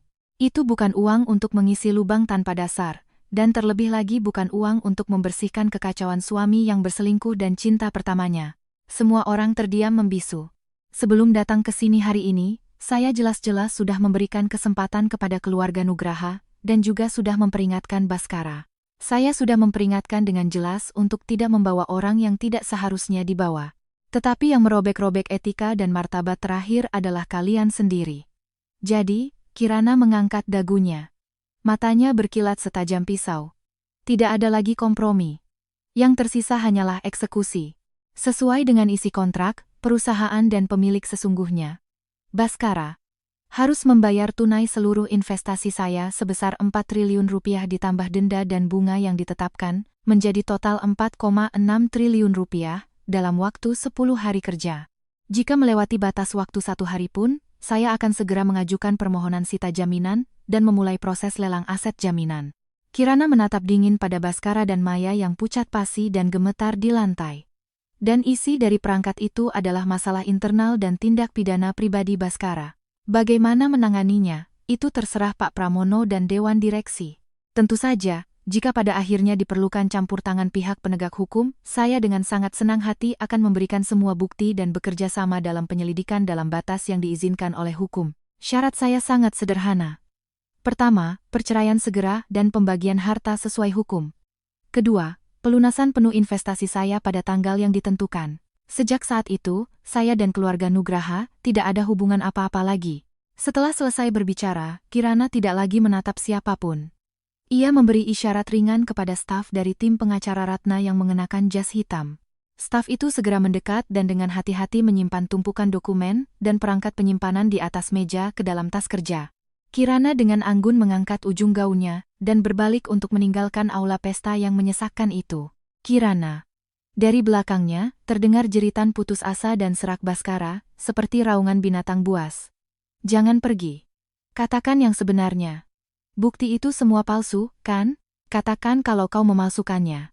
Kirana tidak berhenti berjalan. Kak Kirana. Maya juga memanggil dengan suara serak bercampur tangis, mencoba mendekat, tetapi Baskara yang kehilangan akal mendorongnya dengan kasar. Maya terhuyung dan jatuh dengan tidak anggun di lantai marmer yang dingin. Sosoknya yang tadi tampak rapuh dan anggun kini hancur seperti terperosok ke dalam lumpur. Saat Kirana hendak mencapai pintu dan tangannya meraih gagangnya, dari belakang terdengar suara Pramono Nugraha yang tua dan lelah, tetapi penuh dengan tekad terakhir seolah meremas darah terakhirnya. Kirana. Langkah Kirana terhenti, tetapi ia tidak menoleh ke belakang. Penarikan investasi itu, kami akan bertanggung jawab dan mengusahakannya dalam 10 hari. Perceraian juga tidak akan kami halangi. Mengenai kesalahan tak termaafkan yang dilakukan Baskara, aku sendiri yang akan menuntut pertanggungjawabannya dan memberikan penjelasan padamu. Suara Pramono tiba-tiba berubah menjadi tajam, dan mematikan seperti seorang jenderal yang menghunus pedang. Tapi kau tidak bisa menghancurkan perusahaan kami. Darah dan keringat keluarga kami, selama puluhan tahun, tidak bisa hancur hanya karena satu anak durhaka seperti itu. Pramono menoleh ke arah putranya yang lunglai di lantai, dan Maya yang gemetar dengan riasan luntur di sebelahnya. Tatapannya adalah tatapan seorang ayah yang kehangatan terakhirnya telah padam. Baskara, mulai besok kau dipecat secara permanen dari jabatan direktur. Semua jabatan dan kewenanganmu di perusahaan dicabut seketika oleh Dewan Direksi. Saham dan semua aset atas namaku akan dibekukan sepenuhnya, dan akan disita paksa untuk menutupi kerugian penggelapanmu dan mengembalikan investasi Kirana. Kau enyah dari rumah ini sekarang juga. Sebelum aku mati, dan sebelum semua penyelidikan ini selesai dan kau menebus dosamu, jangan pernah berpikir untuk menginjakan kaki di ambang pintu keluarga Nugra. Dan tatapan setajam pisau biru Pramono beralih ke Maya. Dan kau juga, segera kemasi barang-barangmu dan enyah dari hotel yang kami kelola ini. Mulai hari ini, siapapun di Jakarta yang berani menjalin hubungan sekecil apapun dengan wanita ini, harus siap berperang habis-habisan denganku, Pramono Nugraha. Deklarasi terakhir itu adalah peringatan bagi kerumunan yang memenuhi aula. Itu adalah harga diri terakhir seorang bos besar perusahaan raksasa, dan juga tindakan memotong ekor yang paling kejam untuk menyelamatkan nyawa. Membuang putra bodoh dan sumber masalah yang datang, demi menyelamatkan nyawa perusahaan. Baskara terkapar di lantai seperti disambar petir, meraung seperti binatang, dan Maya pingsan di tempat. Tidak ada yang peduli apakah itu pingsan sungguhan atau pura-pura. Para tamu merinding dan tidak bisa menutup mulut, terintimidasi oleh tindakan kejam Pramono. Kirana berdiri di ambang pintu, membelakangi semua keributan itu. Keputusan tegas Pramono, raungan putus asa Baskara, napas tertahan orang-orang, ia mendengar semuanya. Dan ia mendorong pintu ukir yang berat itu dan melangkah keluar. Di luar pintu adalah koridor yang sunyi, dan kosong dengan pencahayaan lembut. Di dalam, adalah medan perang neraka di mana darah berceceran dan daging terkoyak. Ia berjalan lurus ke depan tanpa sekalipun menoleh ke belakang. Suara sepatunya yang menggema di koridor marmer terdengar jelas dan tegas saat menjauh. Itu seperti sebuah overture yang menandai akhir dari sebuah era yang busuk dan kelahiran sunyi seorang penguasa baru. Kirana tidak langsung meninggalkan tempat pesta, melainkan duduk di sudut yang tenang di ruang tunggu eksklusif V di lantai teratas. Ratna Widjojo, dengan tas kerja berisi dokumen-dokumen penting, muncul dengan cepat di hadapannya bersama stafnya. Ibu Kirana, situasi di dalam aula pesta terus kami pantau melalui staf kami di sana, lapor Ratna, dengan nada bicara yang cepat dan profesional, sambil membuka tabletnya. Setelah Pak Pramono secara terbuka mengumumkan pemecatan total dan pembekuan aset Baskara, para direktur independen dan sesepuh bisnis langsung mengelilinginya dan mengadakan rapat darurat. Baskara telah diseret keluar dari aula oleh petugas keamanan, dan kondisinya dilaporkan tidak baik. Mbak Maya dilarikan ke UGD rumah sakit terdekat karena gejala hiperventilasi. Nyonya Lydia, setelah sadar, langsung menangis histeris dan dibawa pulang ke kediaman. Bagaimana dengan media? Ratna menggulir layar. Akses wartawan ke dalam memang dibatasi, tetapi rumor sudah menyebar tak terkendali melalui media sosial dan situs berita gosip. Kata kunci seperti Pangeran Nusantara Jaya bawa selingkuhan, dihajar istri sah, menantu Nusantara Jaya tarik dana 4 triliun, ancam keuangan perusahaan, Direktur Baskara dipecat mendadak sedang viral. Besok pagi, saat pasar saham dibuka, media ekonomi dan hiburan akan gempar. Kami sudah menyiapkan siaran pers atas nama Anda yang akan kami rilis pada waktu yang tepat. Isinya menghindari emosi, hanya menyatakan fakta secara kering mengenai perceraian dan legalitas proses penarikan dana. Kirana mengangguk dan menyesap teh hangat yang baru saja dihidangkan oleh seorang staf. Kehangatan itu mengalir turun ke kerongkongannya, menghapus sisa-sisa rasa dingin terakhir di lubuk hatinya. Berapa persen kemungkinannya mereka bisa mengumpulkan 4 triliun tunai dalam 10 hari, tanyanya. Ratna menaikkan kacamatanya dan menganalisis dengan dingin. Hampir nol. Berdasarkan informasi yang kami kumpulkan, aset likuid yang bisa segera dicairkan, bahkan setelah menguras semua produk keuangan jangka pendek dan piutang, sulit untuk melebihi 1,5 triliun. Untuk mendapatkan sisa 2,5 triliun sekaligus, mereka harus menjual anak perusahaan inti dengan harga murah atau menarik pinjaman jangka pendek berbunga sangat tinggi yang hampir sama dengan pinjaman rentenir. Keduanya merupakan pukulan yang mematahkan tulang. Waktunya juga sangat tidak cukup. Pak Pramono berteriak-teriak di depan para tamu tadi hanyalah taktik untuk mencegah Anda segera mengajukan sita jaminan yang bisa membuat perusahaan hancur. Kemungkinan besar, besok pagi-pagi sekali, mereka akan menghubungi Anda untuk menawarkan negosiasi seperti cicilan atau pembayaran dalam bentuk saham. Saham, Kirana mengangkat satu alisnya sedikit. Benar. Mereka akan mencoba mengalihkan sebagian saham pribadi Pak Pramono atau saham anak perusahaan inti yang dipegang oleh perusahaan induk untuk melunasi utang. Dengan begitu, mereka bisa menghindari tekanan kas dan entah bagaimana mengikat Anda kembali ke dalam kapal perusahaan. Mata Ratna bersinar tajam. Dengan kata lain, jika Anda menjadi pemegang saham, bukan lagi kreditur, maka kelangsungan hidup perusahaan akan menjadi kepentingan Anda juga. Kirana terdiam sejenak, menatap pemandangan malam Jakarta yang gemerlap di luar jendela. Dulu, ia juga sangat berharap keluarga ini baik-baik saja. Itu adalah bisnis suaminya, dan terkait langsung dengan kehidupan pernikahannya. Tapi sekarang berbeda. Menerima dalam bentuk saham, tidak buruk juga. Bawa itu ke meja perundingan. Tapi, harus dinilai dengan diskon minimal 20% dari harga pasar. Dan saya tidak hanya menerima saham kosong, saya ingin jaminan hak suara dan kekuasaan yang kuat di Dewan Direksi. Kirana meletakkan cangkir tehnya dan berkata dengan tegas. Pembayaran tunai secara mencicil, pada prinsipnya tidak bisa. Laksanakan sesuai isi kontrak, tanpa ada satu kata pun yang diubah. Jika dalam 10 hari kurang Rp1 pun, segera mulai proses sita jaminan dan eksekusi paksa.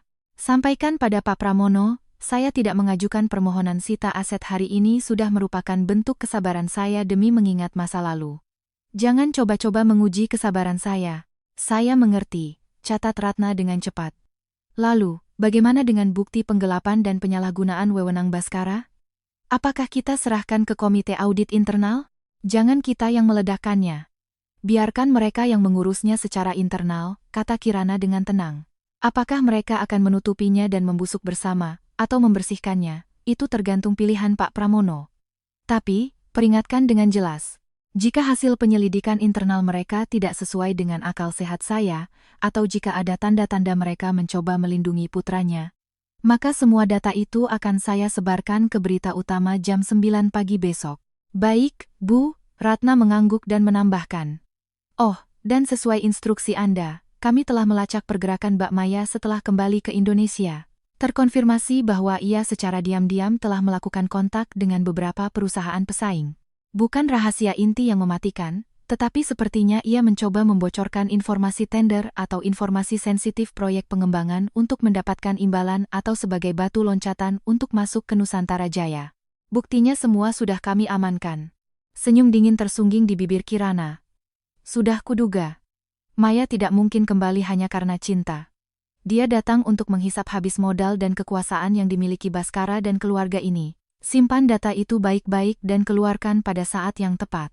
Misalnya, sebarkan secara anonim ke pihak kerabat atau direksi yang selama ini merasa tertekan oleh Baskara dan menyimpan dendam. Jauh lebih menarik dan bersih membiarkan mereka saling serang dan menggigit daripada mengotori tanganku sendiri. Saat sedang berbincang, ponsel Kirana bergetar singkat. Sebuah pesan panjang dari nomor tak dikenal. Kirana, ini aku, Baskara. Aku sudah gila. Aku benar-benar pantas mati. Semua ini karena Maya yang menggodaku. Dia terus menempel seperti lintah sampai aku tidak bisa berpikir jernih. Di hatiku hanya ada kau. Tolong beri aku satu kesempatan lagi. Jangan tarik investasimu. Jangan cerai. Ayah mengusirku dari rumah. Kartu kreditku semua diblokir. Aku tidak punya apa-apa lagi sekarang.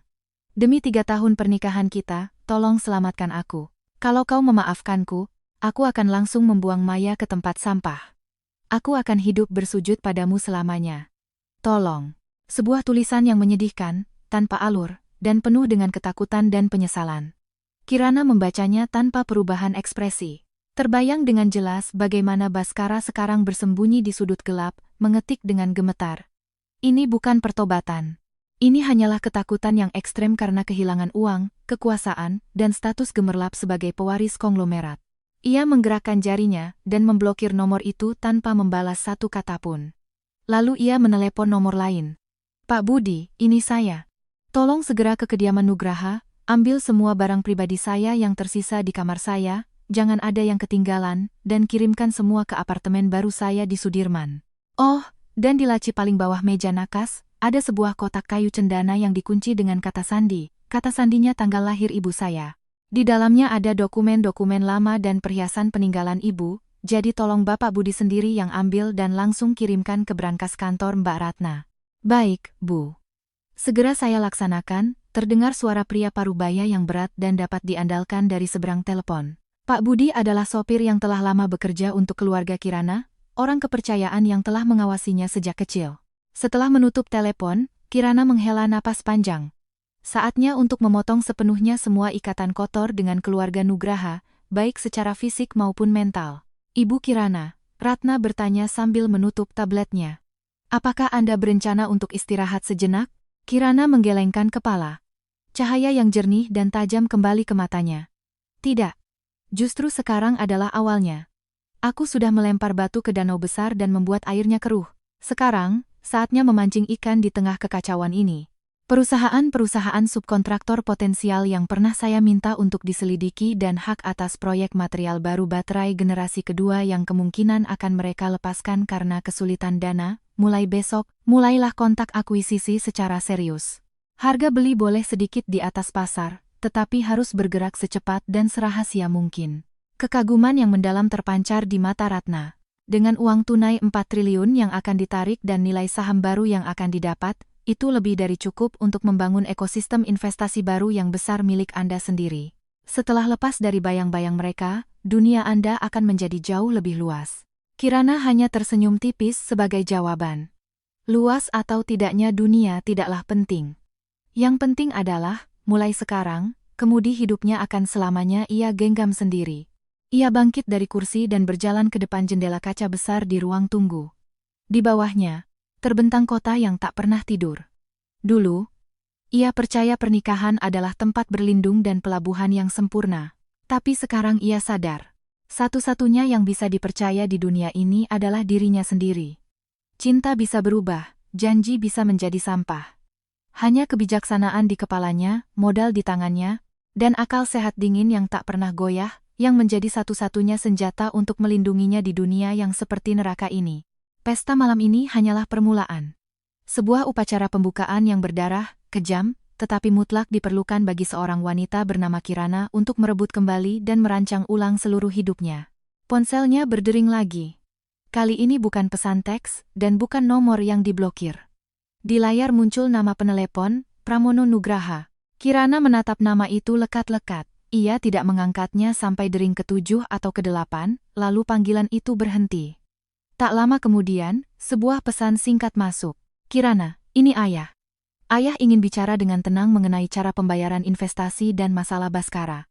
Besok pagi jam 10, bisakah kau datang ke ruanganku di kantor pusat? Kirana mengangkat ponselnya dan membalas dengan 3 kata. Baik, saya datang. Ia mematikan layar dan berbalik menghadap Ratna. Ayo pergi. Malam ini aku harus istirahat yang cukup. Besok pagi, akan ada perang yang lebih sengit dan nyata yang harus kulalui. Keduanya meninggalkan ruang tunggu dan masuk ke lift. Pintu perak yang tertutup mulus benar-benar memisahkan kemewahan dan keramaian di dalam hotel. Lift turun dengan cepat, angka-angka berkedip. Melihat pantulan dirinya di pintu yang seperti cermin, Kirana menegakkan punggungnya. Tatapannya sedalam dan setenang lautan.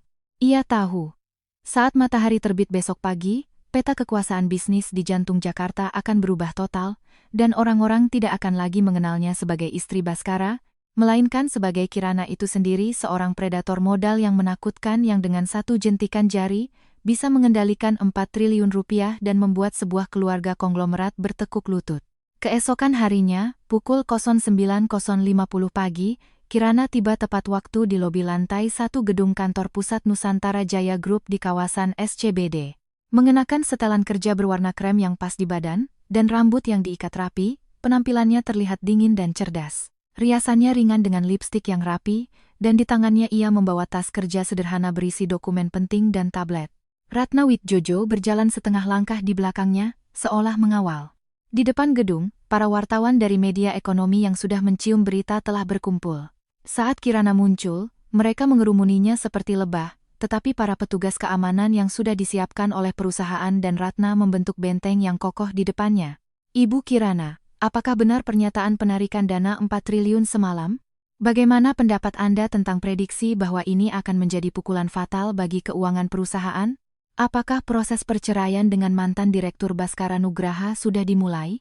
Kirana berjalan melintasi lobi dengan langkah mantap tanpa melirik sekalipun. Ratna menangkis mereka dengan senyum yang sangat profesional. Untuk saat ini, kami tidak akan memberikan komentar. Semua hal silakan merujuk pada siaran pers resmi yang akan dibagikan nanti. Lift khusus membawa mereka langsung ke lantai teratas. Di depan ruang kerja ketua, Sekretaris Utama Pramono menyambutnya dengan wajah tegang dan sikap yang sangat sopan bahkan nyaris berlebihan. Nyonya Kirana. Maksud saya, Ibu Direktur. Bapak Ketua sudah menunggu di dalam. Pintu ruang kerja terbuka. Pramono Nugraha berdiri di depan jendela kaca raksasa, menatap langit mendung di luar. Dalam semalam, harimau yang menguasai dunia bisnis Indonesia itu seolah menua 10 tahun, bahunya tampak berat dan terkulai. Begitu mendengar suara pintu, ia perlahan berbalik. Sekretaris dengan cepat menyajikan teh, lalu keluar tanpa suara dan menutup pintu. Hanya keheningan yang tegang yang tersisa di dalam ruangan. Duduklah, suara Pramono serak seperti mengunyah pasir. Ia menunjuk sofa di ruang tamu. Kirana duduk dengan sikap santai dan percaya diri. Ratna duduk di sebelahnya, dan tanpa izin, menyalakan perekam suara dan membuka laptopnya di hadapan Pramono. Pramono juga duduk dengan berat di seberangnya. Tanpa sapaan atau basa-basi, ia langsung ke pokok permasalahan. Tatapan matanya sangat rumit. Kejadian semalam. Keluarga kami tidak punya muka untuk menemuimu. Maafkan aku. Permintaan maaf itu terlalu terlambat dan terlalu berat. Kirana hanya sedikit menganggukkan dagunya untuk menerima permintaan maaf itu, tanpa memberikan jawaban apapun, menunggu kata-kata berikutnya. Uang tunai 4,6 triliun yang kau minta. Dalam kondisi kami saat ini, itu mustahil, kata Pramono sambil terengah-engah. Jika kami paksa mengeluarkan uang sebanyak itu dalam 10 hari, seluruh organisasi akan lumpuh. Proyek konstruksi yang sedang berjalan akan berhenti, tagihan mitra akan gagal bayar, dan bank akan menarik pinjaman. Jika perusahaan runtuh, uang yang seharusnya kau terima juga akan hilang. Kau juga rugi, kan? Lalu? Kirana bertanya dengan tenang. Karena itu, aku sudah menyiapkan jalan tengah untukmu. Pramono mendorong sebuah map ke arahnya. Ini adalah kontrak pengalihan 15% saham gabungan dari saham pribadiku dan saham anak perusahaan inti yang dipegang oleh perusahaan induk. Nilai pasarnya saat ini sekitar 2.400 triliun rupiah. Mari kita lunasi setengah utang dengan ini.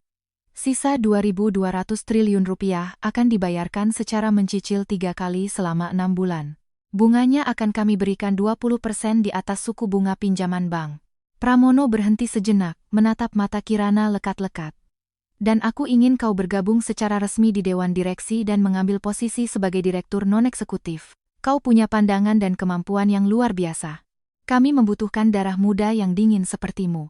Jika kau menjadi pemegang saham dan direktur, menyelamatkan kami juga berarti melindungi kepentinganmu. Mari kita hadapi krisis ini bersama-sama. Tawaran negosiasi telah diletakkan di atas meja. Pembayaran dalam bentuk saham, cicilan dengan bunga tinggi, dan masuk ke Dewan Direksi. Benar-benar perhitungan yang cerdik dari seekor rubah tua. Rencana ini tidak hanya mengatasi krisis likuiditas tunai saat ini, tetapi juga merupakan langkah cerdik untuk menarik kembali bom waktu bernama Kirana ke dalam lingkaran kepentingan. Bahkan, ia melemparkan kekuasaan dan posisi sebagai umpan untuk meredakan dendam. Jika Kirana hanyalah seorang ahli investasi biasa atau menantu yang masih memiliki sedikit perasaan terhadap keluarga, ia mungkin akan tergoda. Namun, setelah membaca sekilas draft kontrak pengalihan saham, Kirana meletakkannya kembali di atas meja dengan ringan. Pak Ketua, Kirana membuka mulut. Pertama-tama, terima kasih atas tawaran yang luar biasa ini. Tapi, pikiran saya sedikit berbeda. Pertama, saya setuju untuk melunasi utang dengan saham. Tapi, menerima 15% saham dengan nilai pasar saat ini, rasanya kurang pantas. Akibat kejadian semalam, harga saham pasti akan anjlok begitu pasar dibuka hari ini. Saya akan menilainya dengan diskon minimal 20% dari harga saat ini, yaitu sekitar 1.900 triliun rupiah. Ini sudah merupakan konsesi terbesar dari saya. Otot di sekitar mata Pramono berkedut. Diskon 20%. Tarian pedang yang sangat kejam, tetapi ia tidak bisa membantah. Harga saham hari ini pasti akan hancur.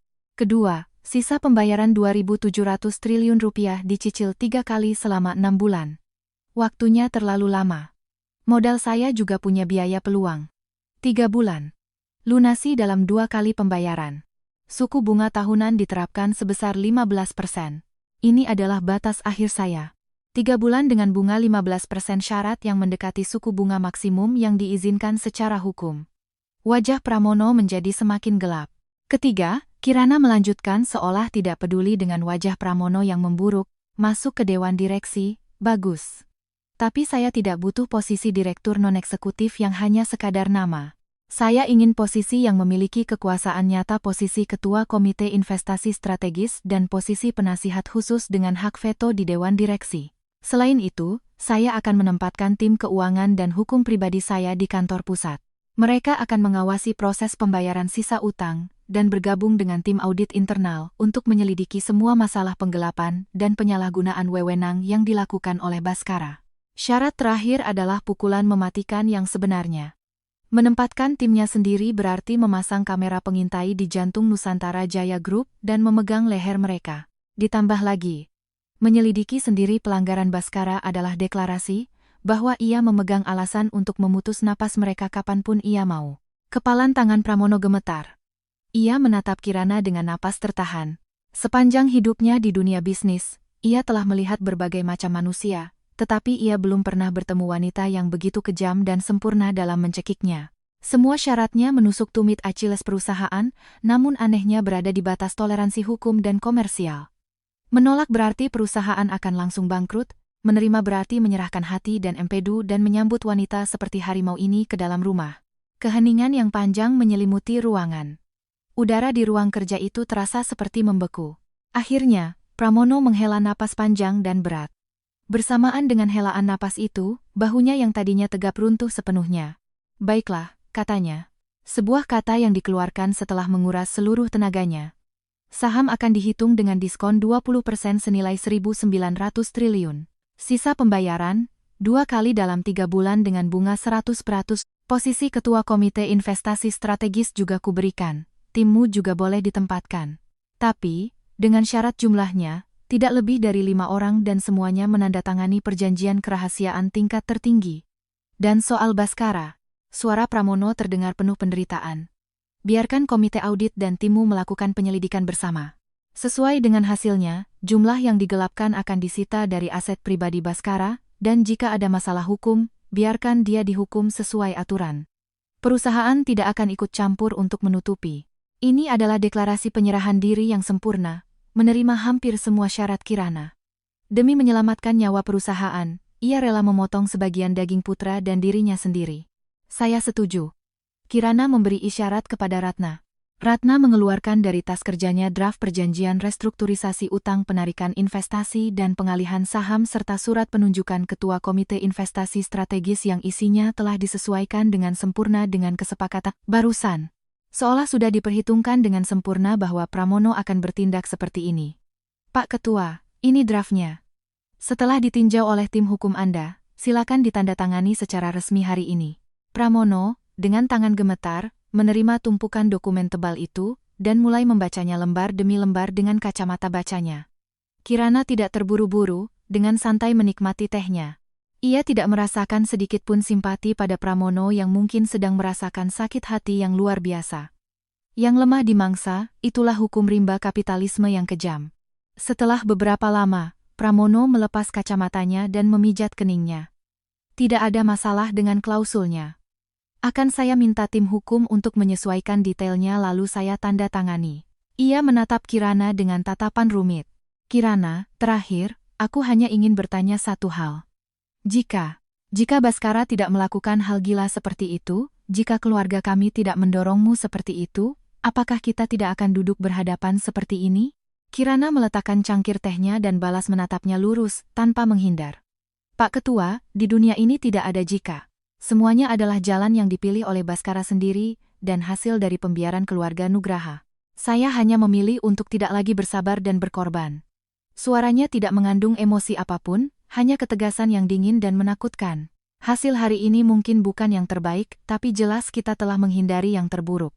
Sisanya tergantung pada bagaimana perusahaan ini akan memperlakukan saya, saham saya, dan hak-hak saya di masa depan. Pramono terdiam. Ia mengerti. Itu adalah peringatan keras bahwa jika ia mencoba melakukan trik di masa depan, Kirana bisa mengubah perusahaan menjadi neraka kapan saja. Baiklah, mari kita lanjutkan sesuai kontrak. Pertemuan selesai, dan Kirana bangkit dari kursi. Kirana, Pramono memanggilnya lagi dengan suara serak. Ibumu kemarin syok dan tekanan darahnya naik, sekarang dirawat di rumah sakit.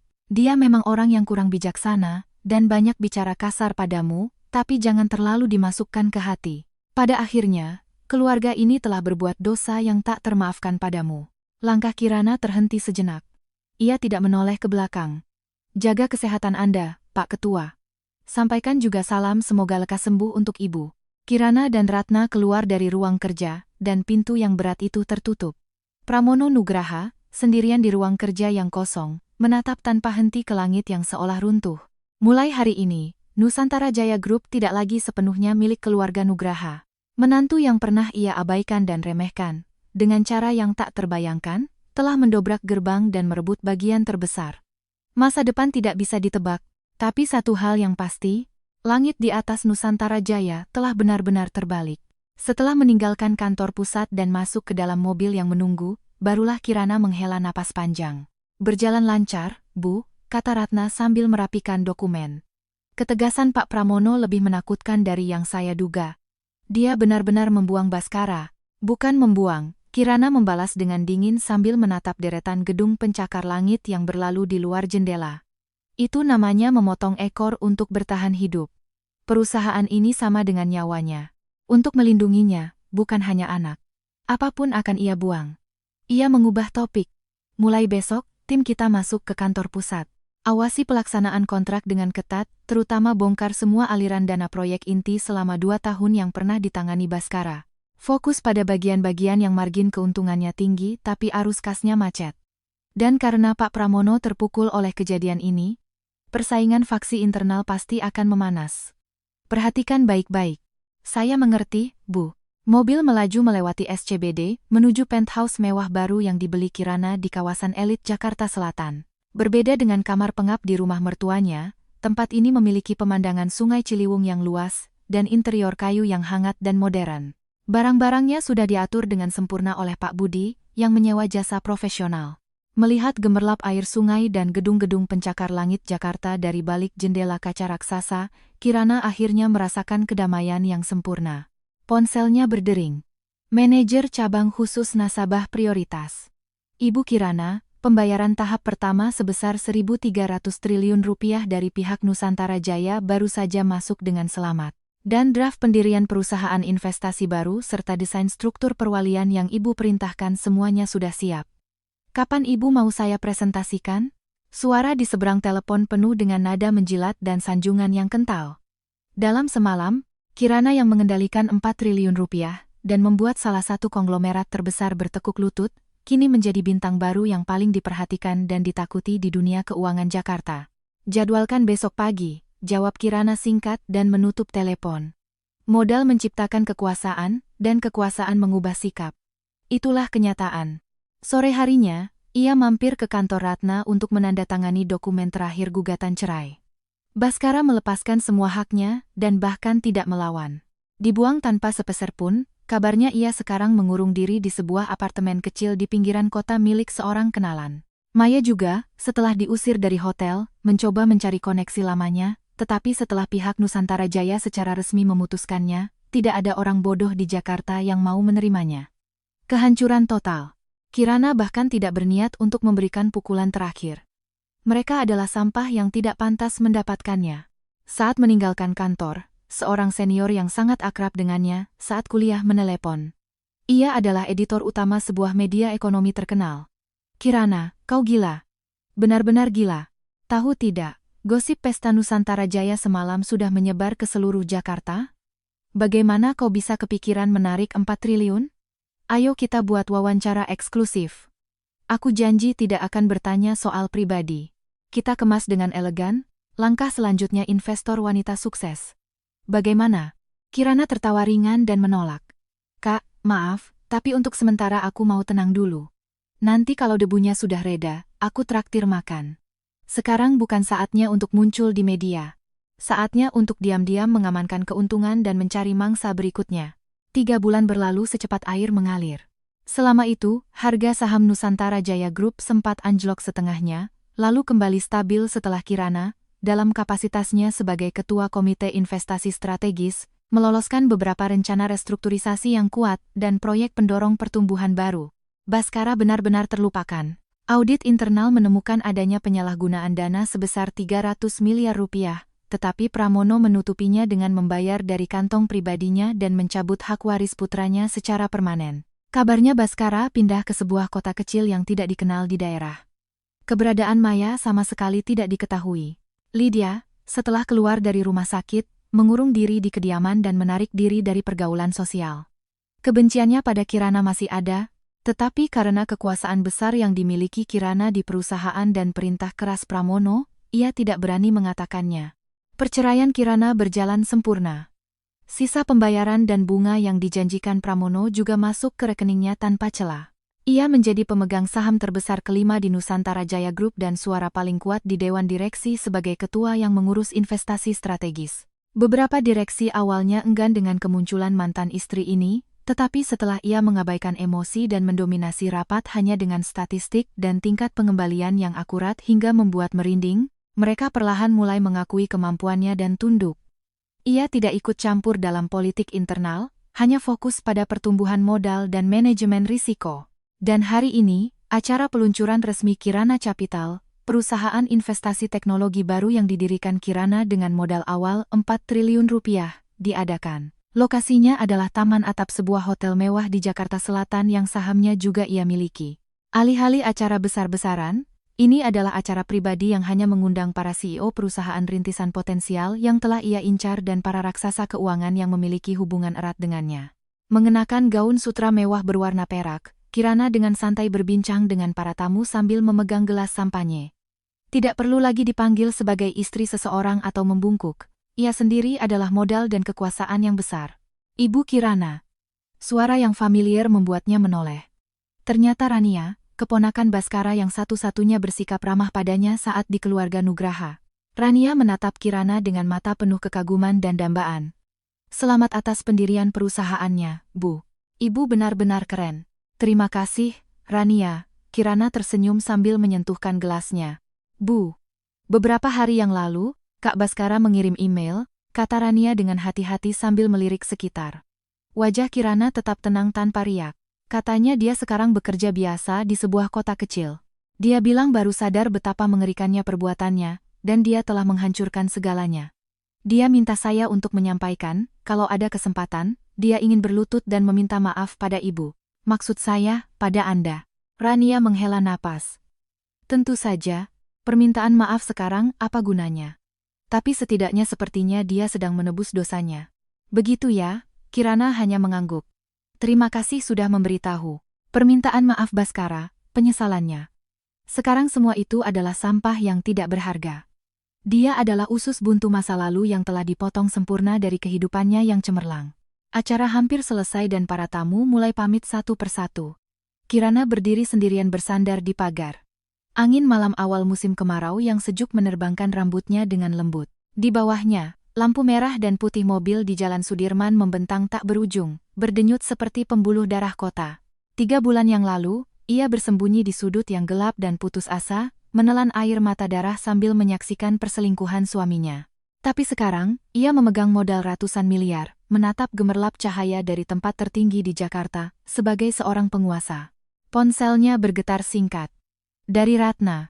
Bu, untuk perusahaan rintisan bioteknologi kecerdasan buatan yang kita incar minggu lalu, kami berhasil menutup putaran investasi eksklusif senilai 500 miliar rupiah. Besok pagi saya akan berikan laporan akhirnya. Kerja bagus. Sampai jumpa besok. Kirana mematikan ponselnya dan menenggak sisa sampahnya di gelasnya dalam satu tegukan. Saat ia meletakkan gelasnya, senyum yang sempurna dan bebas, tanpa bayangan atau luka, akhirnya tersungging di bibirnya.